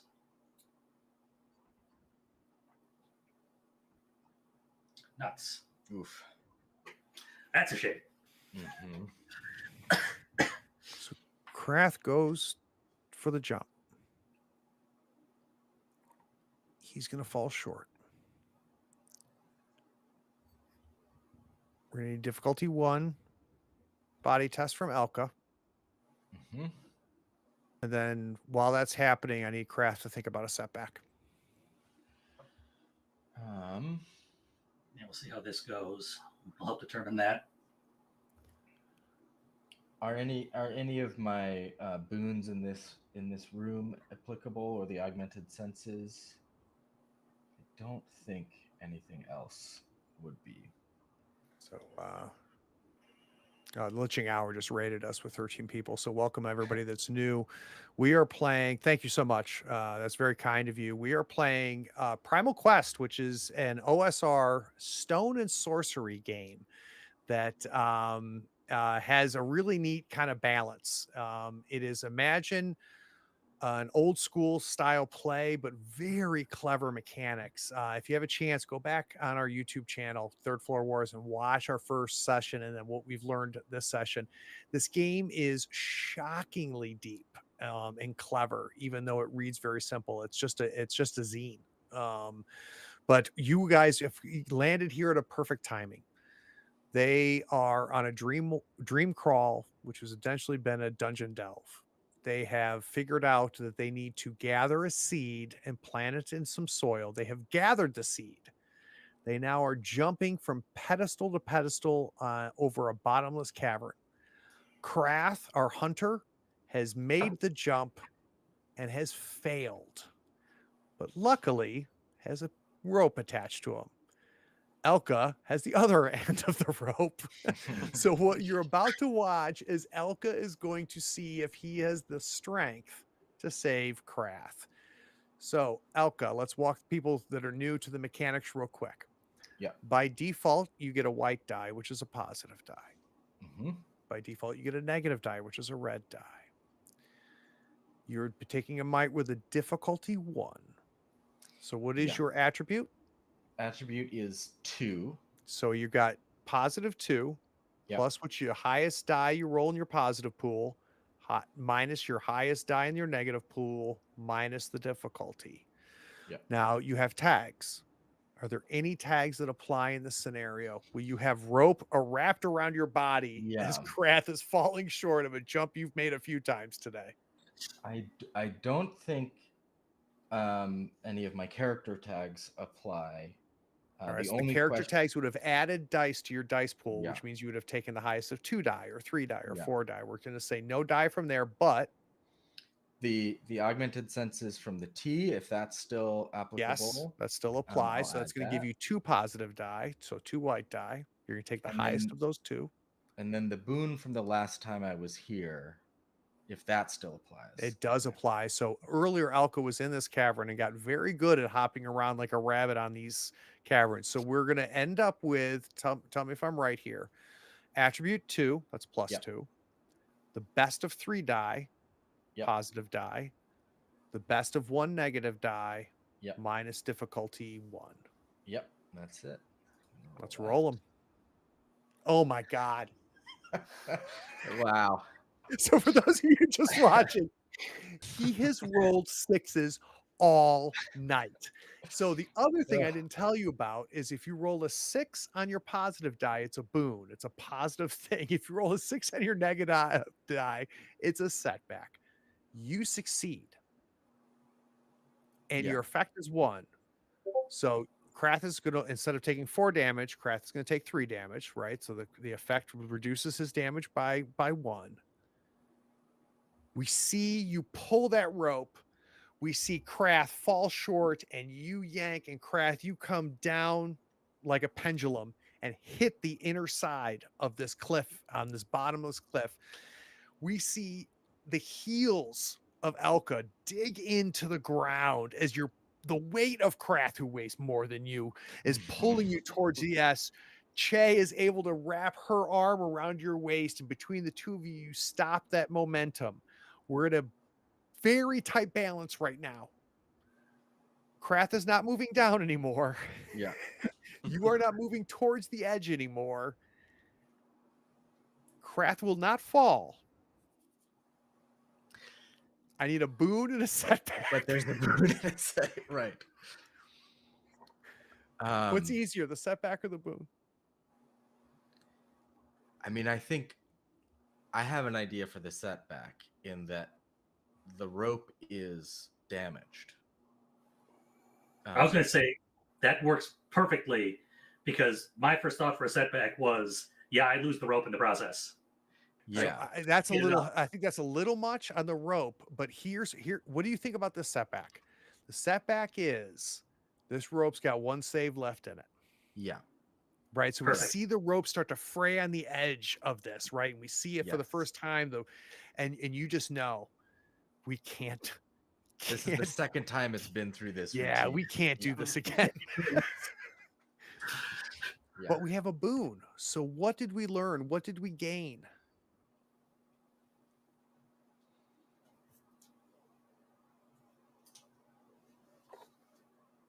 Gosh. Let's look at So the that name of this game, for boons. those of you watching, is Primal Quest. If you go to itch.io or you go to Exalted Funeral, you can grab it. It's a phenomenal OSR stone and sorcery game.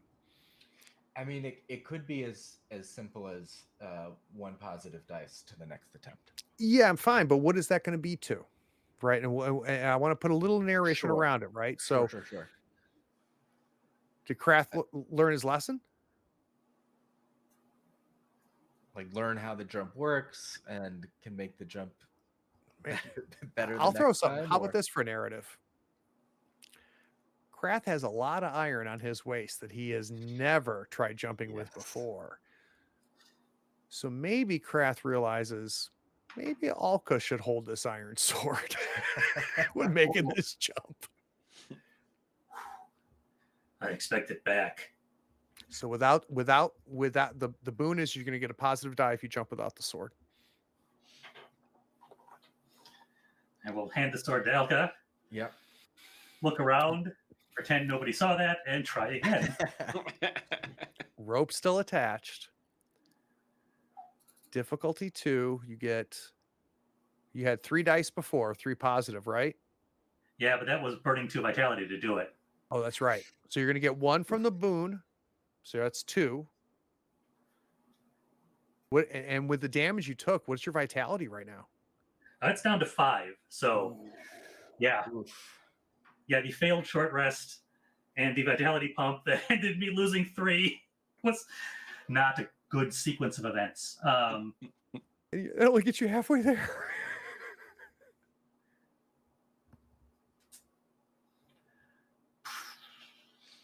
Hey, maybe we just buys the ticket and we don't takes the ride.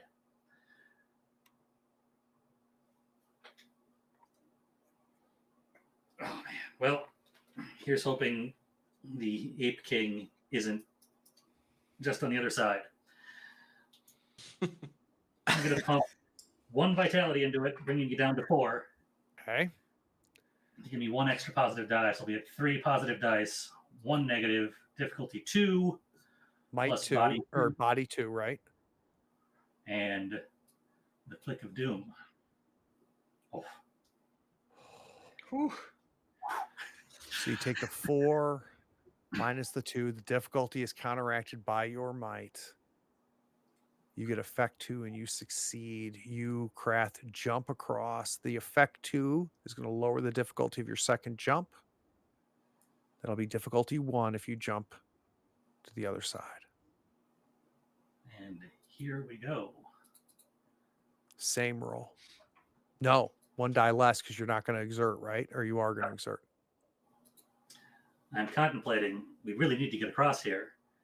And I'm in really rough shape. Nah, I'm going to do it. I'll pump 1 more in, bringing me down to 3, and bringing my positive dice to 3. Hmm. But the difficulty is only 1 this time against your your body of 2. Yep. Here we go. Krath makes it across. It is The rope intense. is stretched now this entire length of the cavern. One end is on Elka. Krath barely filling his lungs. He's so exerted and tired. You get to the other side, and Krath, from where you are, there's a wafting smell coming from the west.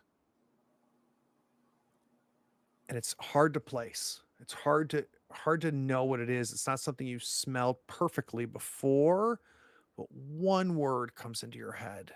It smells like spring.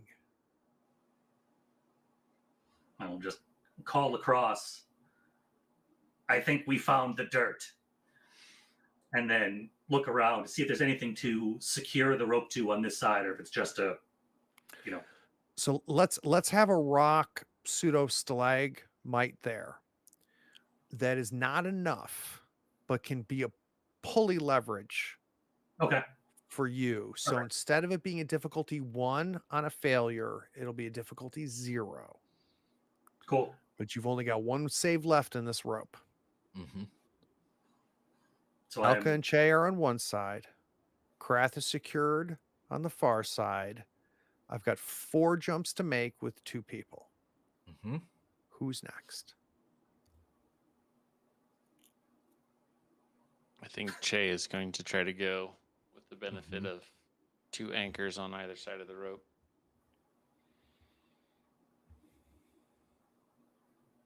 Don't love it. You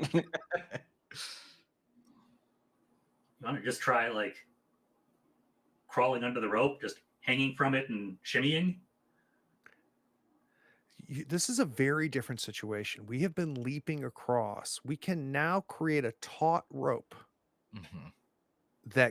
that can be traversed. And really only Che can do this because it'll be between Right. Alka and Krath. So Che, if you want to use this not as a jump, but as kind of a hand over hand Mhm. across, am I making sense? Yep. All right. So Alka secures it at one side, Krath at the other. Mm-hmm. Difficulty 0 body.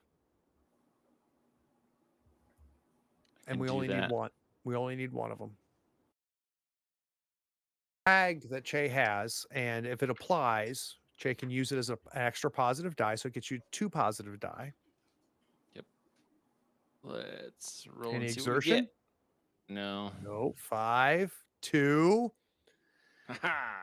Slowly but surely, we see Che and her tippy toes rest halfway.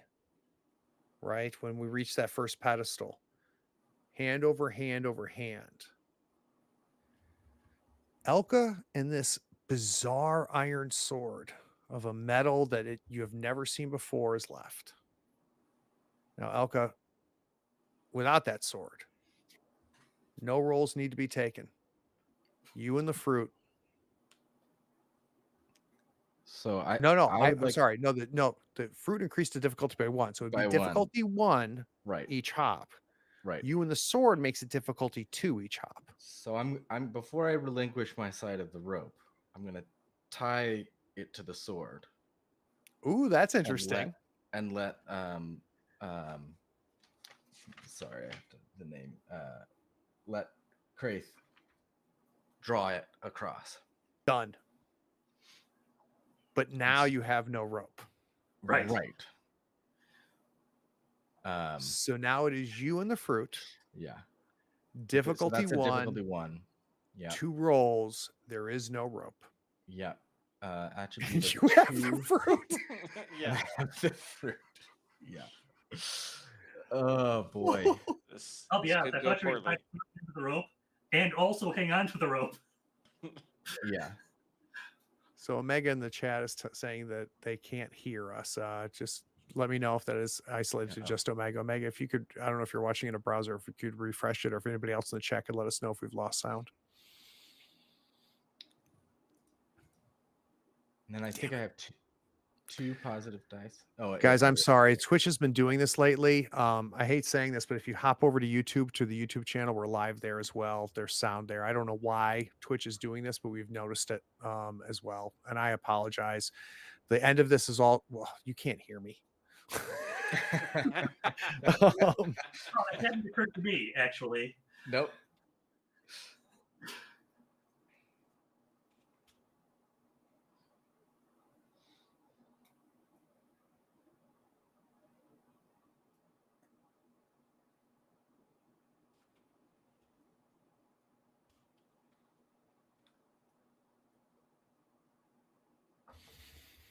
All right.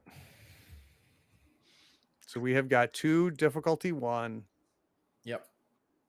And I think it's still the 2 extra positive dice from augmented senses and my experience in the room. 1 negative die, and I'm ready to roll it.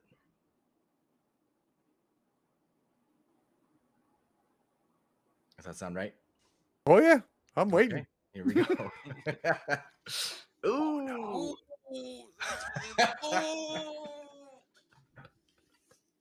I have been rolling 6s all night. Wow. Oh no.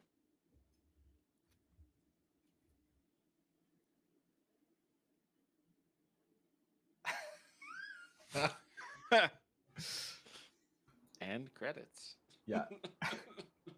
Elka is carrying the fruit like a football. Yeah. Steps back. Just enough steps.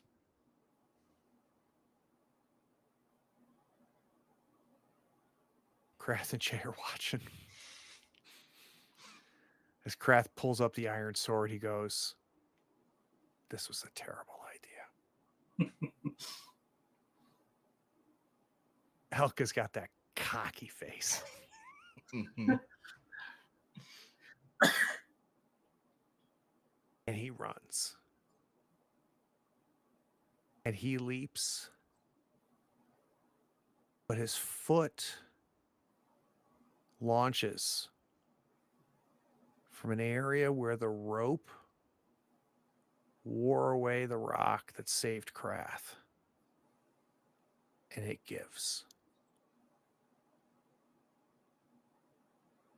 And Krath and Shay just see Elka vanish behind the edge.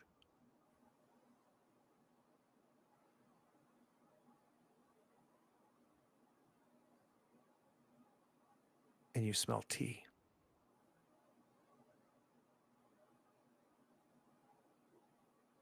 Hmm.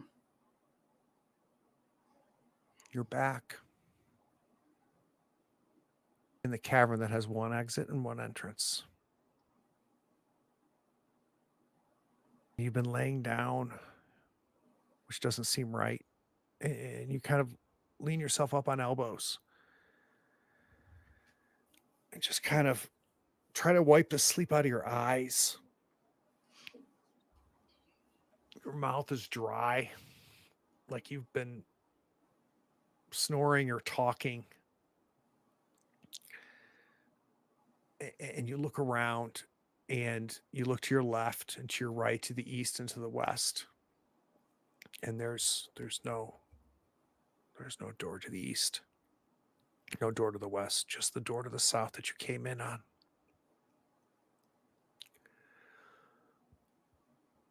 Brookla's folding up the rug that she had laid down to boil the tea. She's putting away the cups as you kind of piece things together. She turns back to you and she goes, "We will give you the food and water you need, but you cannot stay." Let's go to credits.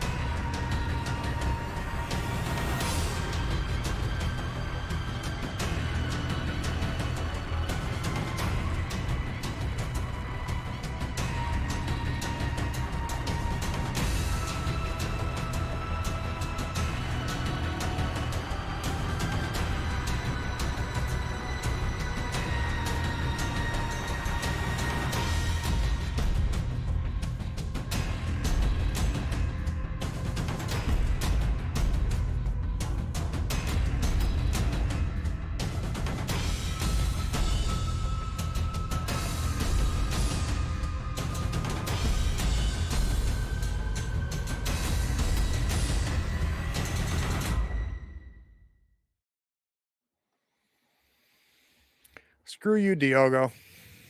I gotta tell you, Diogo, and if you're watching, and by the way, if you want to hear me interview Diogo, just go to Tabletop Talk on every podcatcher. I've got a great interview with him. I read the zine when I first bought it, and I was like, "This is cool. This is cool." We played it in episode 1, and I'm like, "This is much cooler than I thought." Right there was just it played better than it read, and it read well. I don't know what it was, but like it played like 5 times better the second time, and I don't know if it was just that we got comfortable with it or we got comfortable with each other. That's probably part of it too, right? We learned each other as a table. We've put the skin on of our characters a little bit. Our characters are a little bit more formed, but wow, that was freaking cool. That was freaking cool. So for those of you watching, we had talked about this beforehand. We didn't know if we would go to an episode 3 or not. We're not going to go to an episode 3, but I have tricked all 3 of them into saying that we would have a return to this. So we're going to take probably a month or 2 or maybe even more. Maybe it'll be late summer. We're going to come back and see what's going to happen to Alka, Che, and Krath now that they've escaped, have tried to find a home, and apparently have failed. So we will come back to these 3 characters before the end of the year. Roger, I want to start with you. So we're going to do just our standard commentary and thoughts, and then once we get that, we'll do stars and wishes with everybody. But want to get your what's in your head, Roger? Yeah, I mean, we talked about it briefly in the session with just the sometimes it's just silverfish in a river, and it doesn't have to be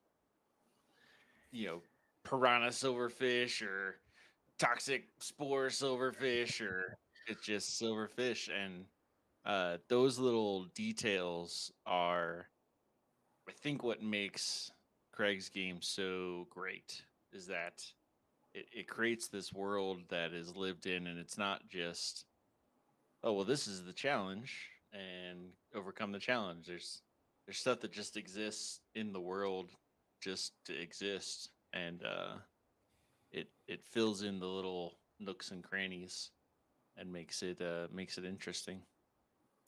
Yeah, specific hobby horse of mine. I don't know if I've ranted about it on the Third Floor Wars Discord, but I have on various other servers if I haven't. Figure in ground. It can't all be figure. So same thing you see with a lot of like limited run TV series. We want every episode to be that cool episode, and I find I go back to series more often when there are filler episodes that you look like, yep, this was just a filler Monster of the Week thing, but those provide the background in the world for the episodes that really stick with you. And this is very much the same thing. They're just fish. They're weird fish in a weird river, but they're just there because, like you said, the world exists. Yeah, I could not agree more. And Roger, those are very nice words, and I appreciate that. The one thing that I'll add to it is something that I'm learning, and a lot of it's coming from running horror games, right? Because horror, I'm learning that I enjoy watching my players lean forward, right? And what I've discovered is if I describe the empty room with as much detail and with as much intent as I describe the room with the deadly ghost in it, that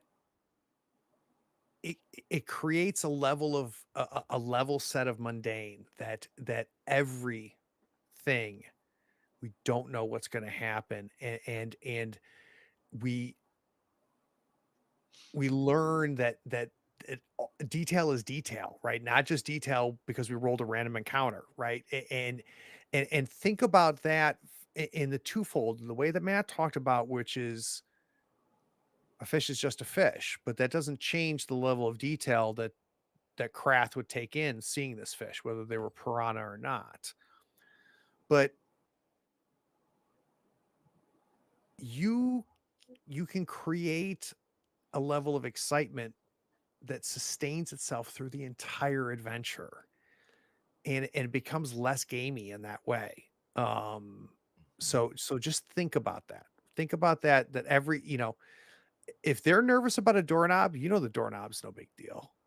But if they're nervous about the doorknob, let's let them be nervous about it. Right. Let's talk about the noise the doorknob makes. Let's really spend some time talking about as the key enters the lock and you turn it and it doesn't give at first, right? Like spend some time on it, just soak that shit in. So that's great.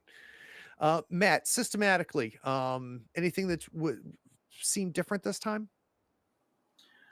I mean, aside from just running smoother and having a better internalized model of how the game just works and is designed, I don't know that I had any real like mechanical revelations.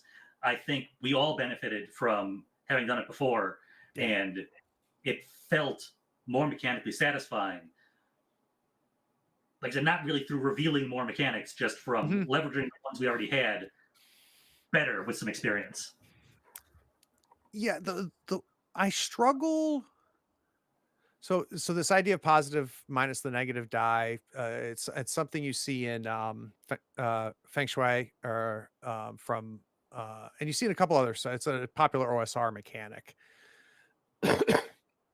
And generally speaking, I'm not a fan because if I'm going to add +2 when there's a 10-point swing, which is what we're talking about with a +6 versus -6, right? Yeah, I got that right. Then the +2 doesn't mean anything, right? Whether my attribute is 0 or 2, it doesn't matter. What matters is what I happen to roll on my positive die, what I happen to roll on the negative die. In the same way that I'm not a huge fan of D20 systems for that exact same reason, right? People are like, "Ooh, I can get a +1 to my D20 roll." Well, that doesn't mean shit. So good for you. What matters is what you happen to roll on the D20. What I think makes this a little bit different is the tag system, because there's a huge difference between rolling 1 die and taking the highest and rolling 2 die or 3 die and taking the highest. And I think more than anything, it makes me less concerned about the math as much as I love the flavor. I love the conversations. I love us. First of all, like early on, we were just like, does this apply? Does that apply? But what's fun is watching the players start to take an angle. So it starts saying, you know what? If I do this, I can use one tag. But if I do this, I could potentially Mhm. use 2 tags, right? Which plays into what the characters would do, which is lean into their strengths. And the tags being narrative, there's a trust at the table that allows it to happen. I Yeah. totally dig it. Totally get. So that one reservation I had about this system is gone now, and I think it's because of that tag system. All right, Jesse, we're going to start with you with Stars and Wishes. For those of you Sure. that are not familiar with it, Stars is when was the highlight of the session? What was your favorite part? Was it a person? Was it a moment? Whatever it might be. What was your star?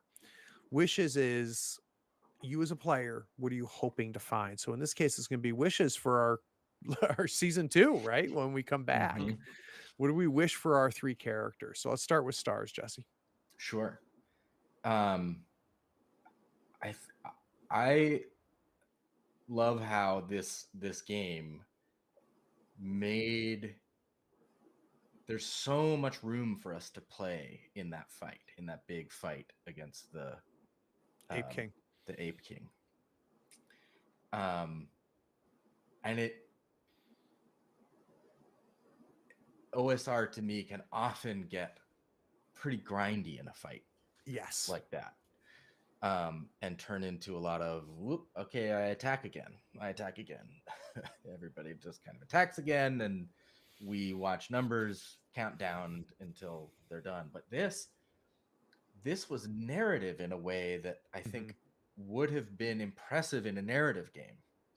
Um, and that's my star. The way that like we turn that fight into a metaphor for tribe and for king a denial of sovereignty and the championing of I took this note for this moment. We three, a tribe, are stronger than you three yourself, your crown and your throne. Oh, that's good. That's good. And Yeah. that moment of like and again it's we're in a state of tea intoxication. This isn't that, and it just all fit so well and was the kind of gaming I Mhm. like to see especially in a moment that could have been hack after hack after hack Yep. against a tough opponent. And that's a credit to the table. All 4 of Yeah, us made that happen. yeah, And it was supported by the system, to your point, Jesse. totally. Yeah, But you know, lean into it, right? And make the misses as dramatic as the hits. And right. Yeah, totally. and even if it like we had a couple moments where we had commentary that had no mechanical impact whatsoever, Right. but we kept it helped make the movie go in Yes. our heads as we were Yes. playing, right? So that's good. All right, so we have a situation here where I mean, so as a GM, I was coming in. They're going to come out of this planting that seed or not planting the seed. Right. Planting the seed, they've got a home, Mm-hmm. right? Not planting the seed, they're not going back home, and they don't have a new home. Right. So it really defined what's next. So what are you wishing for when we come back? I I really like that it it it was a setback in our overarching story. And that our story is now it's not we escaped and we had some hardship in a boat across a long sea and we did we did someone's ritual and now we have a home. Right. um I like that we did someone's ritual and this is a tough world and we didn't happen to do it right. Yeah. And now we are back where we were and I want to see the struggle that I want to see the struggle that causes and the strain that puts on our relationships with each other on our our confidence and our ability to persevere and to recognize the a safe home. Yeah. And we got a taste of, I think, you thought things were dangerous in a dream crawl. Yeah, I know. Yeah. No, and here's what's cool. It's like either way, I know episode 3 was going to be interesting. Right. But to your point, Jesse, it's 2 completely different stories now. Totally different. Which and is I love really that neat. I love that none of us made that decision. No. The system did, the happenstance did, The roles did. We're all right. here finding out what the story is together and driving it, participating, but that wasn't our choice. Stars and wishes, Roger. Oh boy. I mean, piggybacking off of what Jesse said, we made that story what it was, and it was going to be interesting either way. If we would have planted the seed, it would have been interesting. Now that we've gone through all these struggles, and maybe we learned that we don't need another tribe. Maybe we are the tribe. I mean, we've succeeded in making that statement pretty clear through this. So yeah, I'm just really excited about where it's going to go. But stars, man, I was really apprehensive about playing a magic user up until the point where I realized that I could basically just take control of the game and make it my own by I was like, oh man, like I get 3 words, like what's that going to do for me? And then I started to realize like, oh, like that's way more freeing than this is what magic missile does. This is Exactly. what This is level 2. cause fear does. Like yeah, it's just message. What does that mean? Well, what do you want it to mean? Like it's a message of hope, it's a message of fear, it's a message of whatever I can spin. And that flexibility is great because like Jesse was saying, that fight could have easily just been I hit 3 damage, okay, it hits you 2 damage, okay, I hit 4 damage. And I mean, sure, you can spice that up with flavor, but ultimately it's just rolling dice and watching numbers go down. And instead we had this kind of really awesome all around, like all of us had really awesome moments in that fight that made it feel more cinematic than just I hit 2 damage, I miss, Well, next and turn. and full transparency, Roger, if you guys were going to play the dice battle game, it had 24 health. You were going to lose. All 3 of you were going to die. Yeah. Mm-hmm. Right. And that is, people talk about like, I don't like how deadly it is and stuff. And I'm talking about this genre of role-playing games. And what's missed there is this isn't 5e where we just throw dice at the monster, right? In order for you to survive and play these old school type games is you got to stop just pulling out your sword and try to hack at stuff. You got to start thinking. And the rules have the flexibility to allow that to happen. What you also need, though, is because there's less rules constraints, there's more freedom between the rules in this game. You have to have the right table, right? You have to have the right players and the right GM. Mm-hmm. This game would suck if all the players and the GM did was argue about whether a tag can be used or not. Right. Like, how much would this game suck? It would be very right. If the players were angling every time to try to use every tag, and then the GM was arguing that you couldn't use that tag, it's like, oh my God, kill me. Yeah. Right. But at the right table, it's fun. It's Yeah. exciting, and I love it because I can safely say, what do you think a good setback is? And it happened tonight where I was just like, nah, that's a little harsh. Right. But that's great. That falls us together. So I'm completely with you, Roger. All right, Matt, close us out. Stars and wishes. So far, I'm just going to agree, like ditto, what my fellow players have said. And since they kind of covered the zoomed out stars, I'm going to dive into a couple specific moments that I just wanted to give shout outs to. Elka jumping to the crack was great. Like, yeah, I'm going to go this way now. That was fantastic. We found then- Alka this episode. Yes. And also, well, this is more the player than the character. I also love so I have this trouble that I think applies here. Was fantastic. And then the two other, nicely symmetrical, Shay's cave painting Yes. at the settlement was So Beautiful. just it was beautiful is exactly the right word. It was well considered, well described.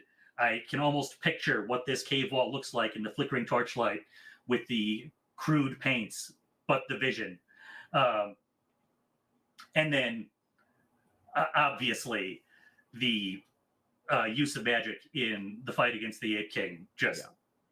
I mean, everybody said it, and they should. I'm going to say it again because it was just that good. Yeah. Like, there are three of us. There's one of you. We can take you.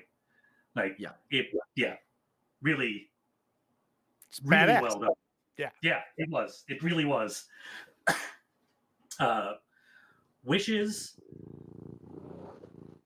Yeah, I mean, I don't know. I can't wait to see what falls out of. Yeah, you're still going. Like, you landed, good. You're not on the sea anymore. That's nice. Cool. You know any of these animals or plants? Nope, sure don't. So yeah, very the much. town you found take you in? Nope, they didn't. Nope, sure didn't. Yeah. Which makes perfect sense because yeah, you kidding? We have a hard enough time feeding everyone we've got. Yep. Yeah. What do you bring to the table? And then, as we saw some of here, things going wrong makes great stories. it does. I can't wait to see my specific trouble come up. I loved seeing Elka's come up. Can't wait to see Shay's come into play. Can't wait to see further disastrous die rolls at critical moments. It's exciting. So to close us out, we have a little post-credit scene, which is she's left. The three of you kind of soaking it in. We can see all three characters kind of around the fire, which is now just smoke. There's no flame left. And at the same time, we see Shay and Krath think of something. And they both have the same thought about two different things. And the thought they have is it there? And we see Krath reach to his belt. And we see Shay reach to her bag. And what they're wondering is if they're going to find a crown and a sword. So we'll see you in episode 3. Take care, all. Can't wait. Yeah.